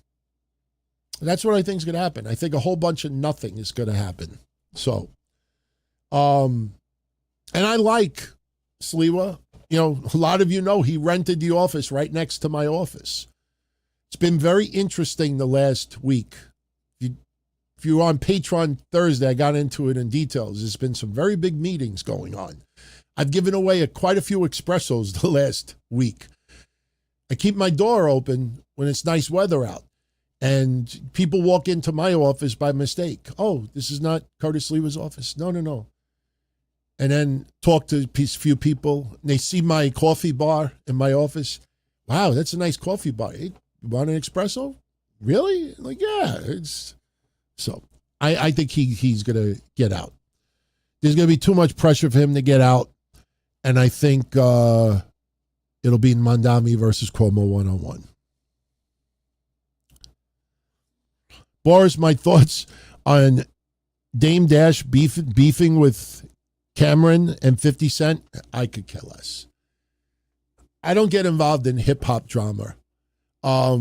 It's not my bag, but I see all this wild drama in the hip hop world. All I'll say is this. Thank God it's not like a lot of this other gangster rap is beefing. Because look at the last couple of years. How many times in the last couple of years do you hear this person do a diss track on this person? And actually, boom, boom, boom, boom, boom. I mean, this shit gets crazy. I mean, look, back when I was a lot younger, it was East Coast, West Coast. In fact, no joke, I'll intertwine a little wrestling with this. When XPW was going to rent out the ECW arena, and they were going to do a storyline, they did Hostile Takeover. It was West Coast coming into the Northeast and taking over ECW Arena and recrowning it the XPW Arena. When I was asked a couple of times, like, what would I do? I said I would just have West Coast versus East Coast. Make it almost like the hip-hop world. Like West Coast versus East Coast. Not XPW versus ECW, so to speak, but West Coast versus East Coast. The problem is that Shane Douglas is from the East Coast and he was a heel. And he was their champion. So that kind of like fucks it up right there. Plus, there were a few people on the West Coast that people liked. And there were a few people on the East Coast that people did not like. And, but you see that beefing over the years, it's crazy. I don't get involved in a lot of that hip hop feuding stuff and everything. My wife gets into that. She watches like the Breakfast Club. Is that the name of the show in the morning? Like I get up and she's getting ready for work and I hear all these people talk. Did you hear what so-and-so said about 50 Cent and 70? And I'm like, why are you watching that stuff? So she's into that stuff. All right. How long are we going? We've been going 84 minutes already? God. We'll wrap it up soon. Soon. Tomorrow, Raw starts at 7 p.m. Eastern instead of 8 p.m. Eastern. So our show will start an hour earlier, obviously. Next Monday, I believe, is Perth, Australia, right? Next Monday, Raw is on live at 8 a.m. So I'll be doing a pre-recorded Monday show. I'll probably do it in the early afternoon, and it'll just be online for everyone, probably by like 6 p.m. or something like that. But be prepared. And you want to know something? If you notice the ratings for Raw the last 2 weeks, starting an hour earlier did not affect the ratings at all. AJ Lee returning did not affect the ratings at all. That's what happens when you have Netflix, and it's not based on first run. It's based on total viewing. Sure, some advertisers want to pay to air live, but in the streaming world, it's different. If I'm selling fucking Snickers bars and I'm streaming on Netflix, Snickers could care less if my commercial airs at 9:30 p.m. on a Monday night or 9:45 a.m. on a Thursday because someone is watching Raw recap early in the morning. As long as you go out and buy a fucking Snickers bar, that's what matters. They don't care as much. With live television in the cable TV world, it is totally different. But in the Netflix world, when they sell advertising space, it's not based on what time it airs. It's based on how many hours, how many times it airs during the week. And obviously it depends how many viewers. That's why you look at the formula. They take the total length of the show, divide it into the total hours viewed, and that gives you a number, and that's their viewers. So when they go to Burger King and says, hey, you want to advertise during Raw? Well, how many viewers you got? Well, we got 5.4 million hours watched during the week, and we average an hour and 50 minutes, so we could guarantee you to get 2 ad spots, during the show. You get 2.6 million viewers, that means you'll get 5.2 million hits. That's how it works. I have a relative, my brother's daughter, who works in the advertising world. Sorry, Mr. Meltzer. Sorry that I ruined on your special blog that he was going to write a couple of weeks ago. Remember? That conspiracy about Netflix fudging the numbers. That never came out. And good for him for not coming out with it. But it was us. It was us. Remember the quarter hour numbered friends? My take is not popular because some of those people out there have a lot of buddies in the wrestling journalism world. But I ask you again, name me one form of fucking entertainment outside of professional wrestling that gives you quarter hour breakdowns. Name me one TV show, name me one sport, name me something other than Dynamite and Collision and SmackDown that somehow Nielsen gives quarter hour breakdowns. No other TV show would want to hype that. No other sporting event out. Nobody ever inquired. Only wrestling? You ever question that? Yeah. Unpopular take, but is the true one. No one ever challenges us. Because they know I'm too honest. Too honest. Do I think Stephanie is the headliner for the Hall of Fame? I think there is a good possibility. Stephanie is beloved in the WWE. She is an inspiration for women, period. But as far as an executive goes outside of WWE, she is highly revered. Highly revered. So this is not just a wrestling move. This is a TKO move. This is a board of directors move. I know Stephanie's not on board. My point is it's an executive move as much as it is a wrestling move. You will see a lot of people outside of wrestling celebrating Stephanie McMahon getting put in because of her being a female. And there's nothing wrong with that whatsoever. Could she headline? Absolutely. Do I think she should headline? Depends. If Bray Wyatt is put in next year, I don't think Bray Wyatt should headline. Obviously, he's not there to accept it. Whoever accepts it for him, whether it's his dad or Bo Dallas or anybody else, that shouldn't close out the show. Some people think Cena should go in. That's not out of the question. You know, and some people have said to me, no, that's too loaded. Cena and Stephanie, I'll throw one at you. Cornette has not said this. Russo has not said this. Dutch Mantell has not said this. Mr. Romero's not said this. Conrad Thompson has not said it. Jeff Jarrett, Jim Ross, they have not said it. I think I'm the only one that said it. And this is the third time I'm saying it. I think it's the first time I'm saying it on Sunday nights. Yeah, we got WrestleMania coming to Saudi Arabia in 2027. What about the Hall of Fame? What about the Hall of Fame ceremony? What's happening in 2027? Are we going to get Jinder Mahal and Mansoor? Isn't Kali already in the Hall of Fame? Like, are we get? No, I mean, obviously there'll be names, but not everybody that you would think is going to be in Saudi Arabia at that time. So the WWE Hall of Fame ceremony in 2027 is going to be quite fascinating, especially when you think of the audience. With all due respect, I don't throw shade on Saudi Arabia fans, but I will say this: of all the analysis that I have heard about WrestleMania 43, I actually think Dutch Mantell has said the most logical thing that we've said also.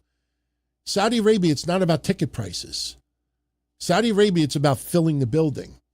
WWE's already getting 50 million, 100 million, whatever it is for WrestleMania. They got their money.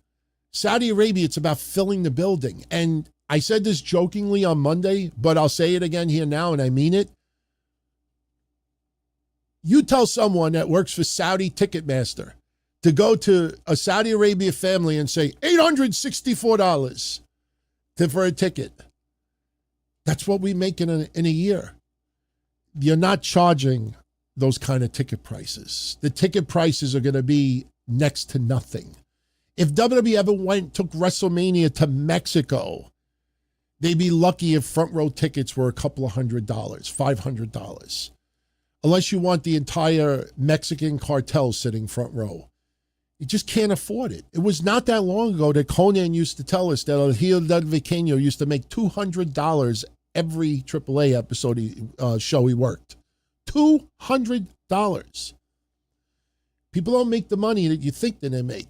So you put the Hall of Fame in Saudi Arabia, outside of kids, I'm not saying this to be a jerk, but how many of those fathers, uncles, and grandfathers from Saudi Arabia that you see in the audience? I mean, am I exaggerating? Am I being controversial by saying this?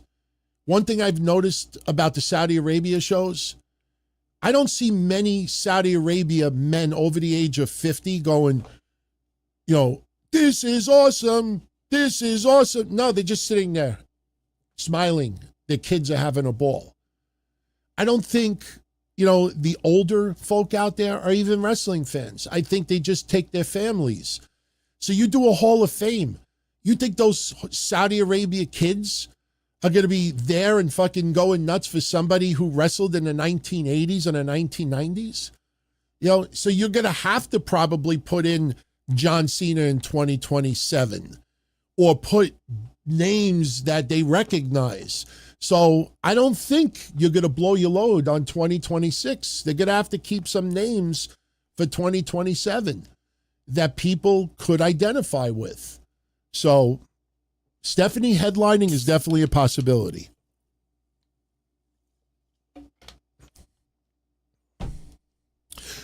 How many years do you think AEW needs to be in existence before they start creating their own little Hall of Fame? 10? Is 10 years sufficient? I'm just asking. I'm just curious what people think. Stone Mexico's guy says $200 in Mexico is a lot. Absolutely. But people see what wrestlers make in the United States and they don't realize how little is made outside of it. You know, I brought up front row. Look at AAA's event last week. The one where Dragon Lee became number one contender for Dominic's belt. Look at that building. That fucking building sold out. That building was, and front row tickets were what? $30, $40, $60 at the most, 70 if we're being $70 compared to, you know, I don't want to compare it to WrestleMania, but a WWE house show, you know, front row, couple of thousand, 1,500, 2,000 to 70. So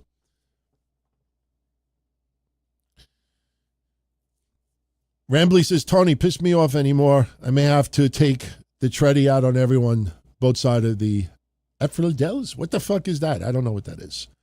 I'm not trying to piss off anybody. I'm just telling you how I see it, popular or unpopular. AEW will never be as big as WWE. I think that's a fair statement, and there is absolutely nothing wrong with that. None of us ever thought ECW was going to become a threat to WWE. We just wanted to see the ones that we liked. We want anybody that jumped ship. We didn't want to, we understood, like when Public Enemy left in 1996, or was it 96 or 97? It was 96. You know, we understood. You know, when it came time for Raven to leave, we understood it. Al Snow, when he left, you know, he was on the shoulders of all the wrestlers. You know, when Taz left, everybody understood that there was a certain level, and that's it. It's almost like, you know, oh, he broke his cherry. He's going to the big time. He finally broke his cherry. You know, everybody knew that ECW was a stepping stone somewhere else.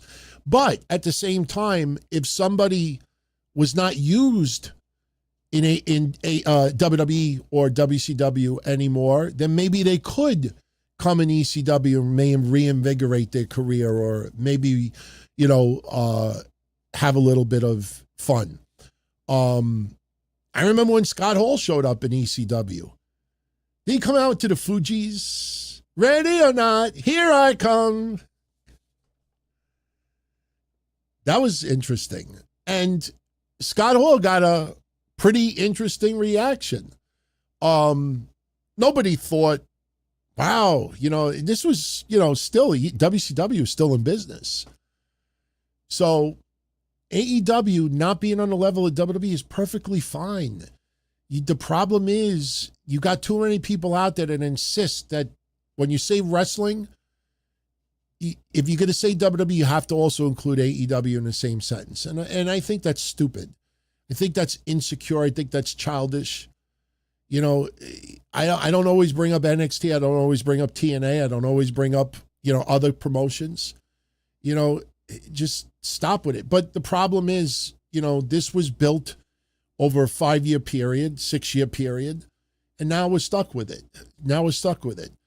You know, you don't see anybody ever, you know, as much as I love Dustin Rhodes and others who are just good people, those motherfuckers never ever called out the radical fans.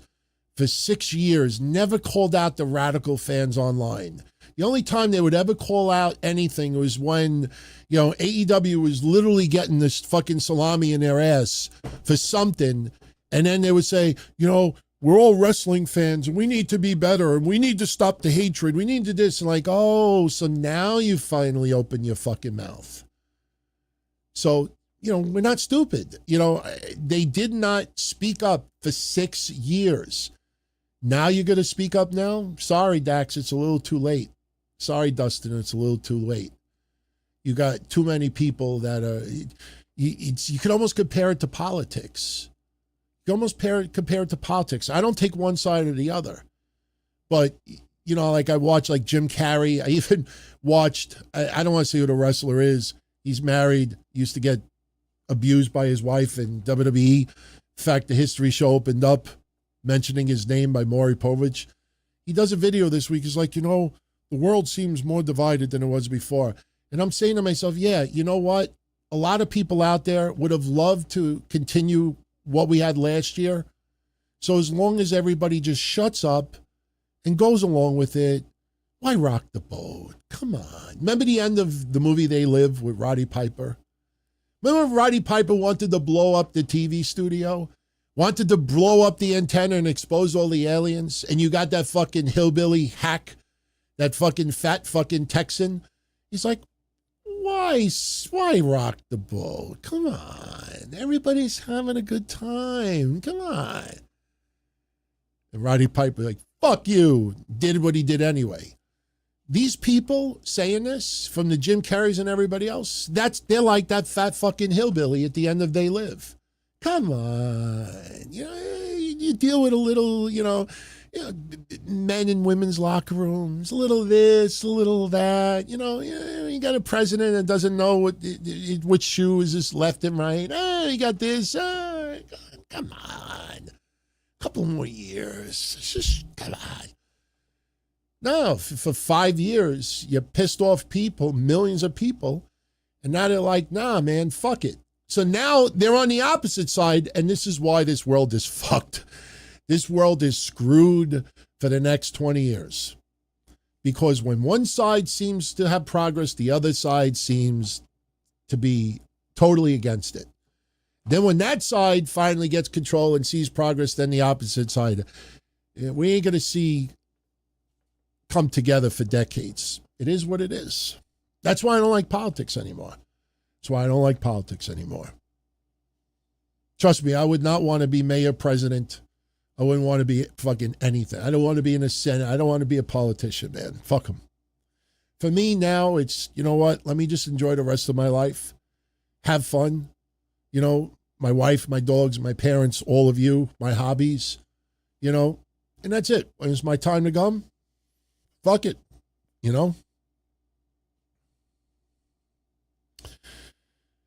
All right. Rambly. I had the eye on his... Oh, no. He's arguing with somebody online. Chris says, do I think Dominic Mysterio is the next big Latino wrestling star? Yes, I do. WWE wants Dragon Lee. Everybody says, the next Rey Mysterio. No one's going to be the next Rey Mysterio. Dominic, I've been on the bandwagon ever since he got that first little bit of hair on his face. When it seemed like he was past puberty. I have appreciated Dominic for a long time.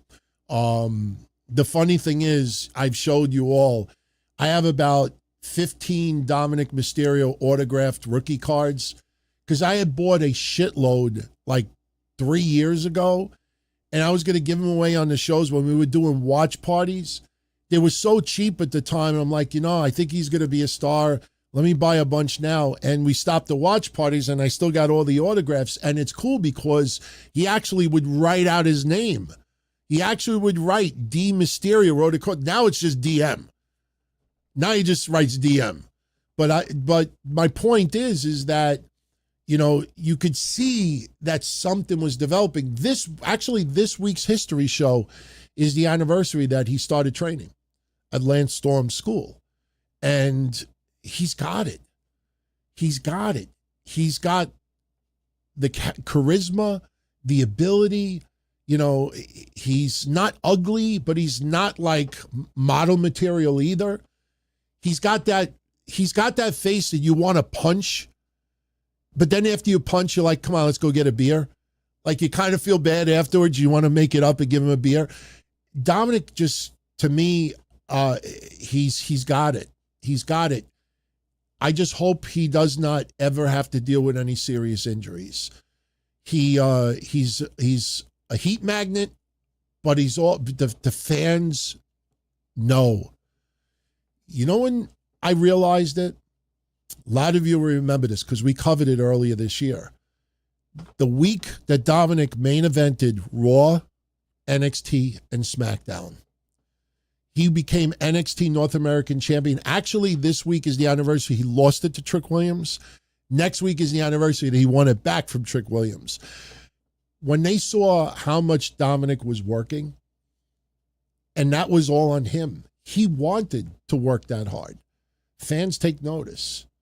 And even if he's not your favorite wrestler, that guy is working extra overtime because he wants it that much. He's not trying to take anybody's job, but he's so good and so dedicated. How could you not appreciate that? That's why when he won at fucking with WrestleMania, and, you know, that was, you know, an out of character moment. And I don't want to say this. But there's going to come a time where people are going to compare it a little bit to the love for Eddie Guerrero. Hear me out. Eddie Guerrero, before he passed away, people forget that when Eddie Guerrero came to the WWF in 2000, 99, 2000, whatever it was, the Radicals, Eddie did that frog splash and dislocated, I think, his elbow. And then when he started working, it wasn't clicking. Fans were, Eddie sucks. They weren't trolling him because they liked him and they just wanted to fuck with him. Nobody wanted Eddie Guerrero on WWF TV. Eddie sucks. Eddie sucks. Little by little. Stuff with China started to turn around. Stuff, his character, his personality. Then he did Los Guerreros, had the interaction with Batista, doing a lot of the funny shit. Remember when he gave Big Show a burrito with, I think, X-Lax in it? You know, Eddie Guerrero organically became beloved, and he became one of the most beloved people. When he won that World Heavyweight Championship, all that emotion by the fans was just nothing but love. And then obviously he tragically passed, you know, not too long after. And to this day, people look at him as one of the most beloved WWE superstars in history. And it was only a couple of years before that he was getting shitted out of the buildings. I'm not saying that Dominic Mysterio will ever be on that level, but there will come a time where Dominic is going to win a world championship or something. Not saying AAA, but something in the WWE. It's going to be a moment. WrestleMania looked like nothing. And Dominic will win, and people will be like, holy shit. That's how over he's going to be. And he comes off authentic. Look at it like this. The Liv Morgan, Rhea Ripley storylines were horrendous. Nobody believed for 1 second that Dominic was fooling around with Rhea Ripley. So what were they? You know, you'd see Buddy Murphy, and they get, you know what I'm saying? Like, you know that relationship's going on. You know Dominic really got married. You're like, what is actually their relationship? You know what I mean? You when you really dissect it, that shows you how much the fans liked Rhea Ripley, Liv Morgan, and Dominic Mysterio. That you could have such a horrible storyline when nobody believes for a second that anybody is truly a mommy's girl or daddy's boy. You know what I mean? Daddy's girl. But yet they still are into it. That's when you know people are over. You could have a storyline that is so not believable, and yet you still go with it.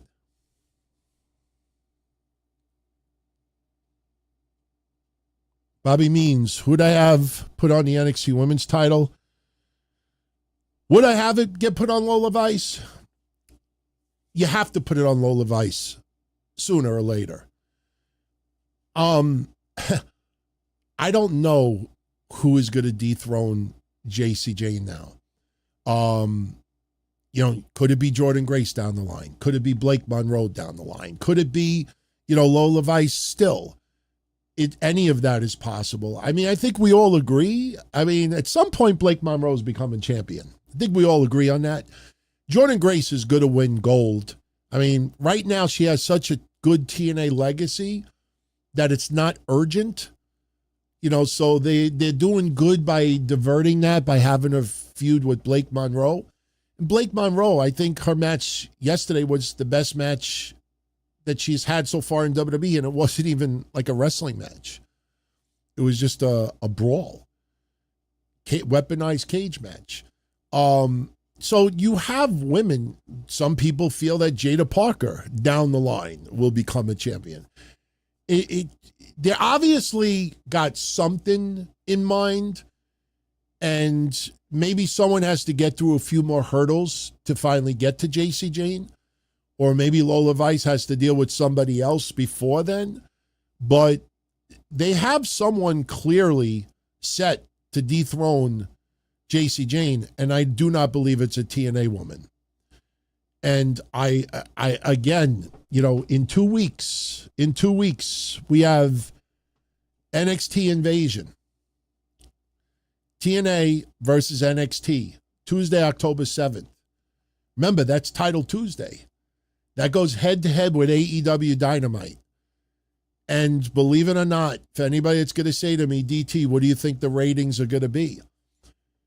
I do think NXT will squeak out a ratings victory over AEW, but I think it's going to be a lot closer than people think. Why? Because I'm one of the few that have kept it very real about TNA.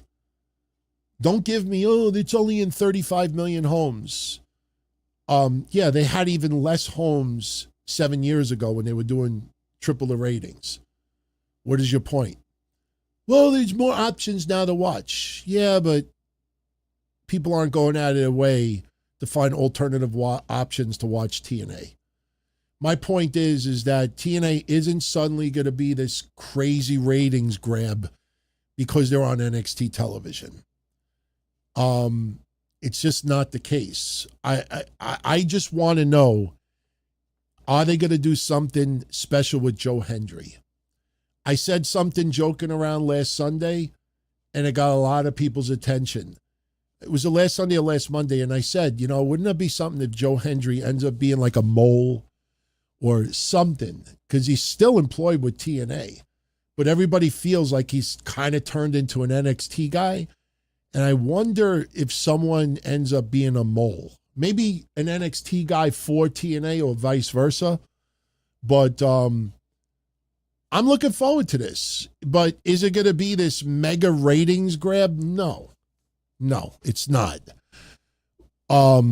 Is it going to feel like when NWO feuded? Get the fuck out of here. I saw people like, I'm not saying it's going to be on NWO level, but I hope it's really, really good. What do you mean it's really, really good? You've had NXT wrestlers wrestling against TNA people on Impact, on pay-per-views, vice versa.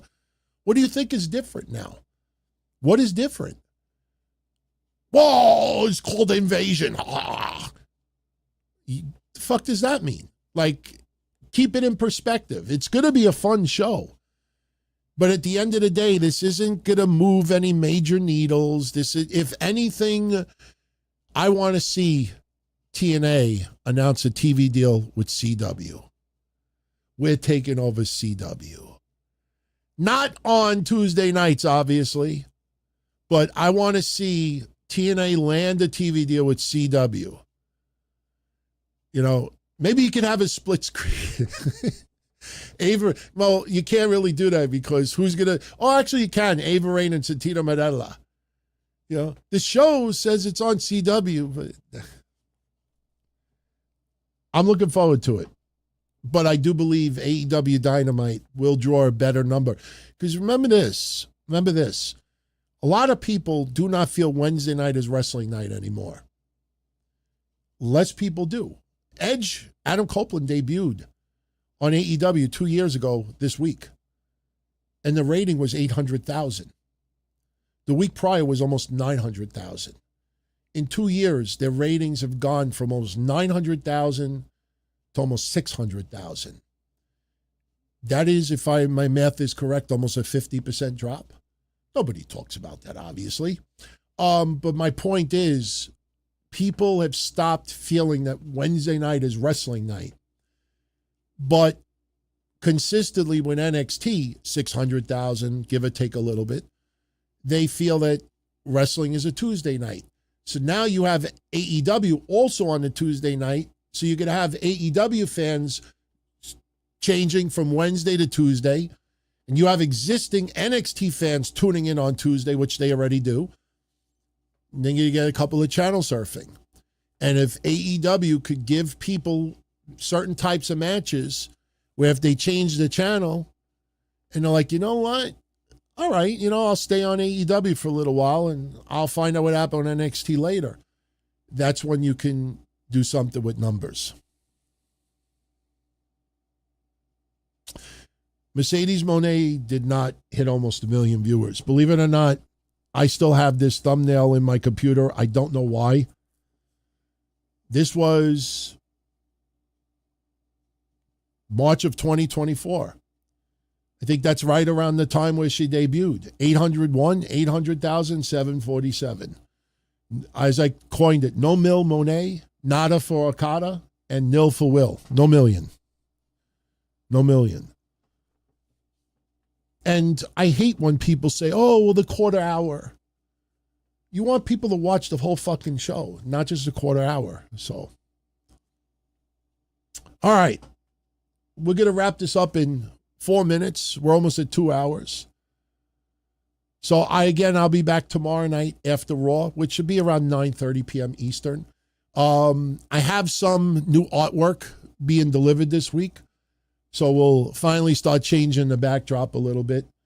And I'm supposed to get that El Grande Americano mask this week. So if it does arrive, I will wear it at the beginning of next Sunday's show. I'll only wear it for like 5 minutes because if we end up giving it away, I want to sanitize it and I want to keep it clean for whoever gets it. So this is a gift from someone who used to work with Mongo, who was my friend who used to sell all the lucha masks, all the wrestling events. He reached out to me because I used to be very close with Mongo, who died like 3 years ago, 3 years ago. And he says, hey, I got something I think you would want. And I was like, I have no idea what he was asking. And, he said the mask. I'm like, fuck yeah. A real El Grande Americano mask, legitimately from the company, stitched. I can't wait. So, should come this week. It's coming from the West Coast.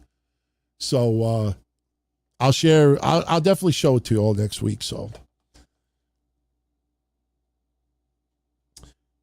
Ben is saying, what madness possessed Shawn Michaels to have Lola Vice lose last night? It's to continue a storyline. JC Jane is winning now because of outside interference. And that's only going to last a certain amount with JC Jane. They're going to have to do a match where Shawn Michaels or Ava Raine bans everybody at ringside. If anybody interferes, JC Jane loses the championship. And that'll probably be the night that JC Jane loses the championship. So obviously they're going to go in a different direction. Lola Vice is killing it in AAA. She's doing a great job on the main NXT shows. They just feel it's not time yet to put the center of attention around her. Maybe they're waiting until Stand and Deliver. Don't know. But obviously somebody is going to unmask. It's going to be somebody from Lola Vice's past, I would think, or somebody that is going to replace Jasmine Nix in Fatal Influence. And, I thought about it, I'm like, Shayna Baszler and Fatal Influence, as a bodyguard, I think that'd be fucking great. Not saying it's going to be her, but whoever it is, obviously Lola Vice is going to have some issues with. So we'll see. AG shit just happens on SmackDown. I mean, the match with Tiffany and Nia and Jade, shit happens. It's not an excuse. That's why I don't rag on even AEW all that much. We see some of the shit that happens on AEW. I don't even rag on it because, look, nobody's perfect. Shit's going to happen sometimes. My issue with recorded shows is that things don't get fixed. That was my biggest problem with AEW Dark and Elevation and even recorded episodes of Rampage or Collision. Like if you got an awful botch or something just terrible, fucking just cut it out. Just omit it. We want to keep everything in raw form. Why? Who benefits from that? Like, this isn't AEW Unreal. There's no reason to it. That's laziness to me more than anything. It's like if I do a pre-recorded audio show and halfway through it, as I'm talking, you hear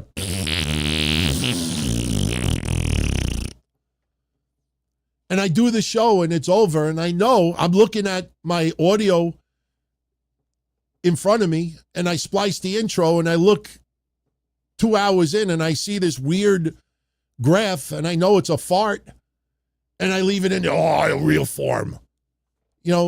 Edit shit out, make it cleaner. There's no reason for that.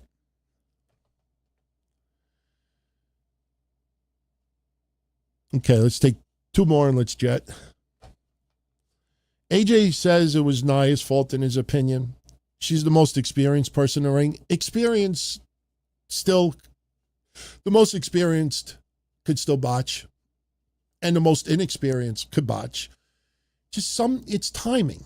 And timing sometimes is a lot more difficult than you think. That's why I used to criticize Dana Brooke in WWE. There's nothing personal against her. I didn't have this weird crush on her and I got rejected. Her timing was off. And you would see this for a couple of years that she would be like a second off. And you'd be surprised how much can go down in a second.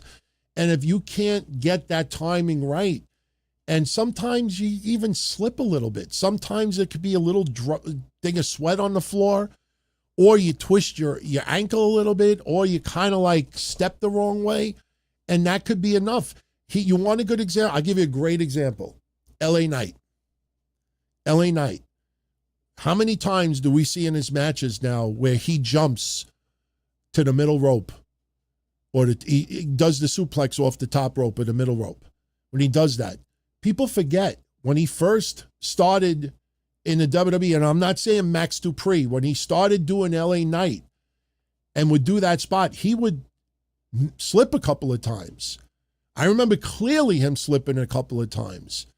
And, it happens. And just from repetition and keeping at it and getting his legs a little bit stronger, that now is pretty much gone. Just sometimes it happens. Braun Breaker, once in a while, he goes to do the Frankensteiner from the middle rope, and you'll see he kind of like slips as he does it. It just, sometimes it happens. Nobody is perfect. I think people are overanalyzing Friday because it was Nia Jax. That's my honest take. And I'm not trying to defend Nia Jax to the moon, but she's an easy person to use as an excuse.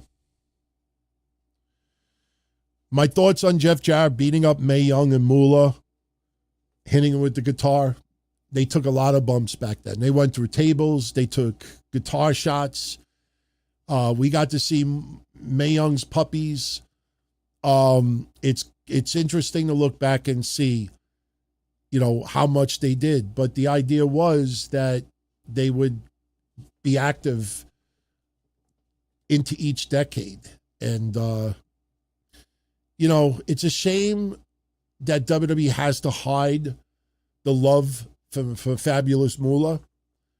A lot of you would never believe this, but trust me, Stephanie McMahon and a bunch of them behind the scenes, they adored Fabulous Moolah. She was their grandmother, their aunt.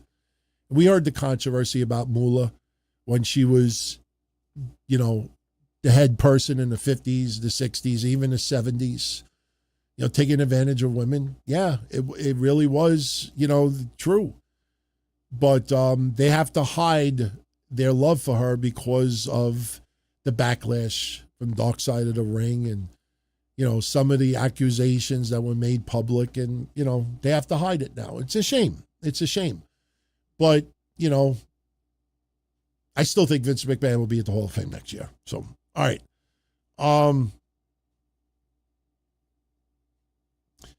Any favorite or notable examples of fans having illogical, heel-like, this is deep, responses towards talent, boos like Bianca Belair towards Mania this year? Fans, you can't predict fans.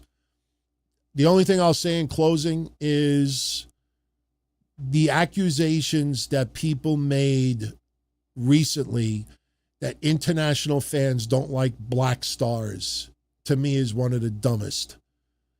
And we proved it. We brought up numerous events that WWE was overseas in the last couple of years where Jade Cargill got cheered, where Bianca Belair got cheered. Sometimes people boo because they feel that someone's push is being forced over someone else's. Some people felt that Io Sky was going to be losing at the expense of a Bianca Belair. And people expressed a little bit of frustration over it. It had nothing to do with skin color. Sometimes when fans feel that nobody fucking ever talked skin color when it was Charlotte Flair.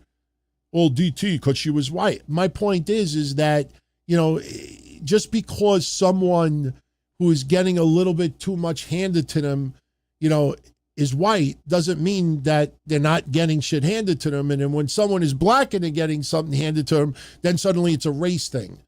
I thought that was ridiculous. I truthfully felt that some people were booing Bianca.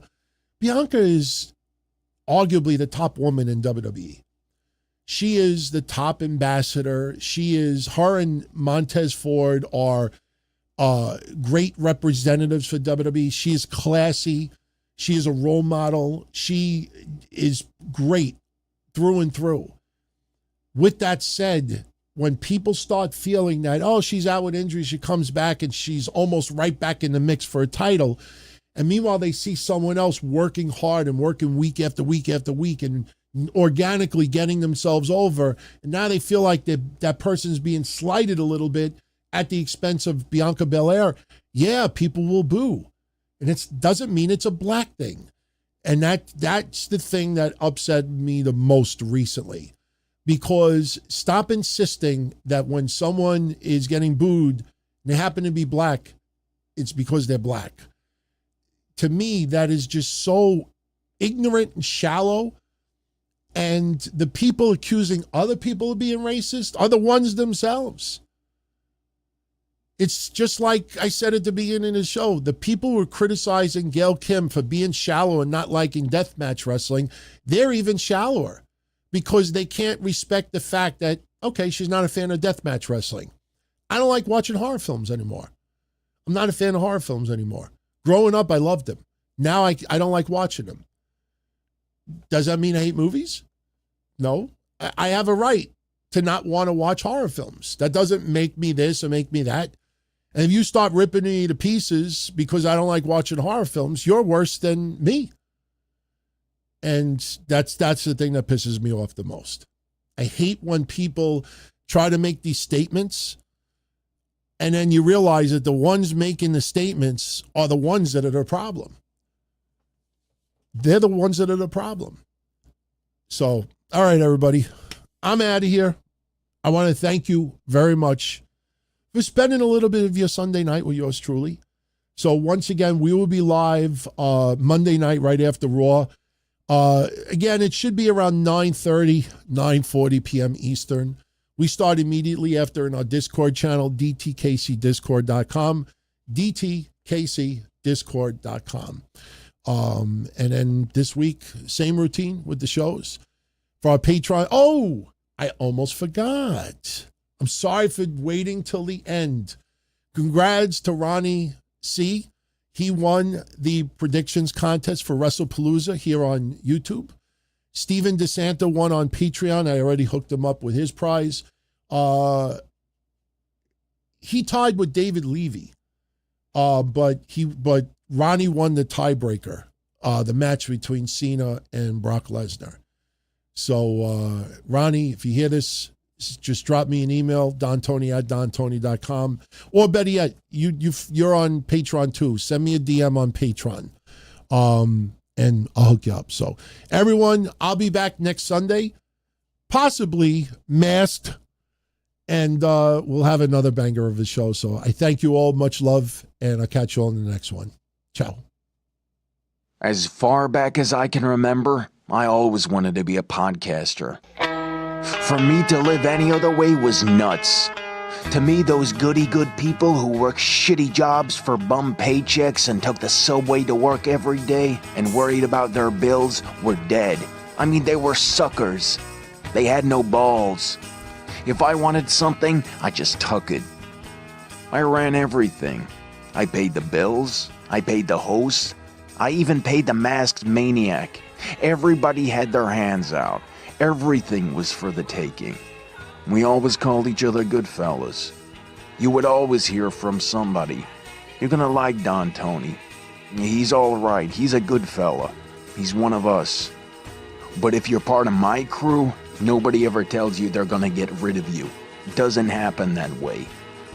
There weren't any arguments or curses like in the movies. See, your haters come with smiles. They come as your friends, the people who've claimed they care the most for your life. And now that's all over. And that's the best part. Today everything is different. There's lots of action. I don't have to wait around for everything like everyone else. Oh, I didn't get the vaccine? Fuck you, vaccine me. Oh, your delivery guy has COVID? Fuck you, feed me. Right after I moved here, I ordered egg noodles and ketchup, and I got spaghetti with meat sauce. I'm no longer an average nobody, while they get to live the rest of their lives like a bunch of schnooks.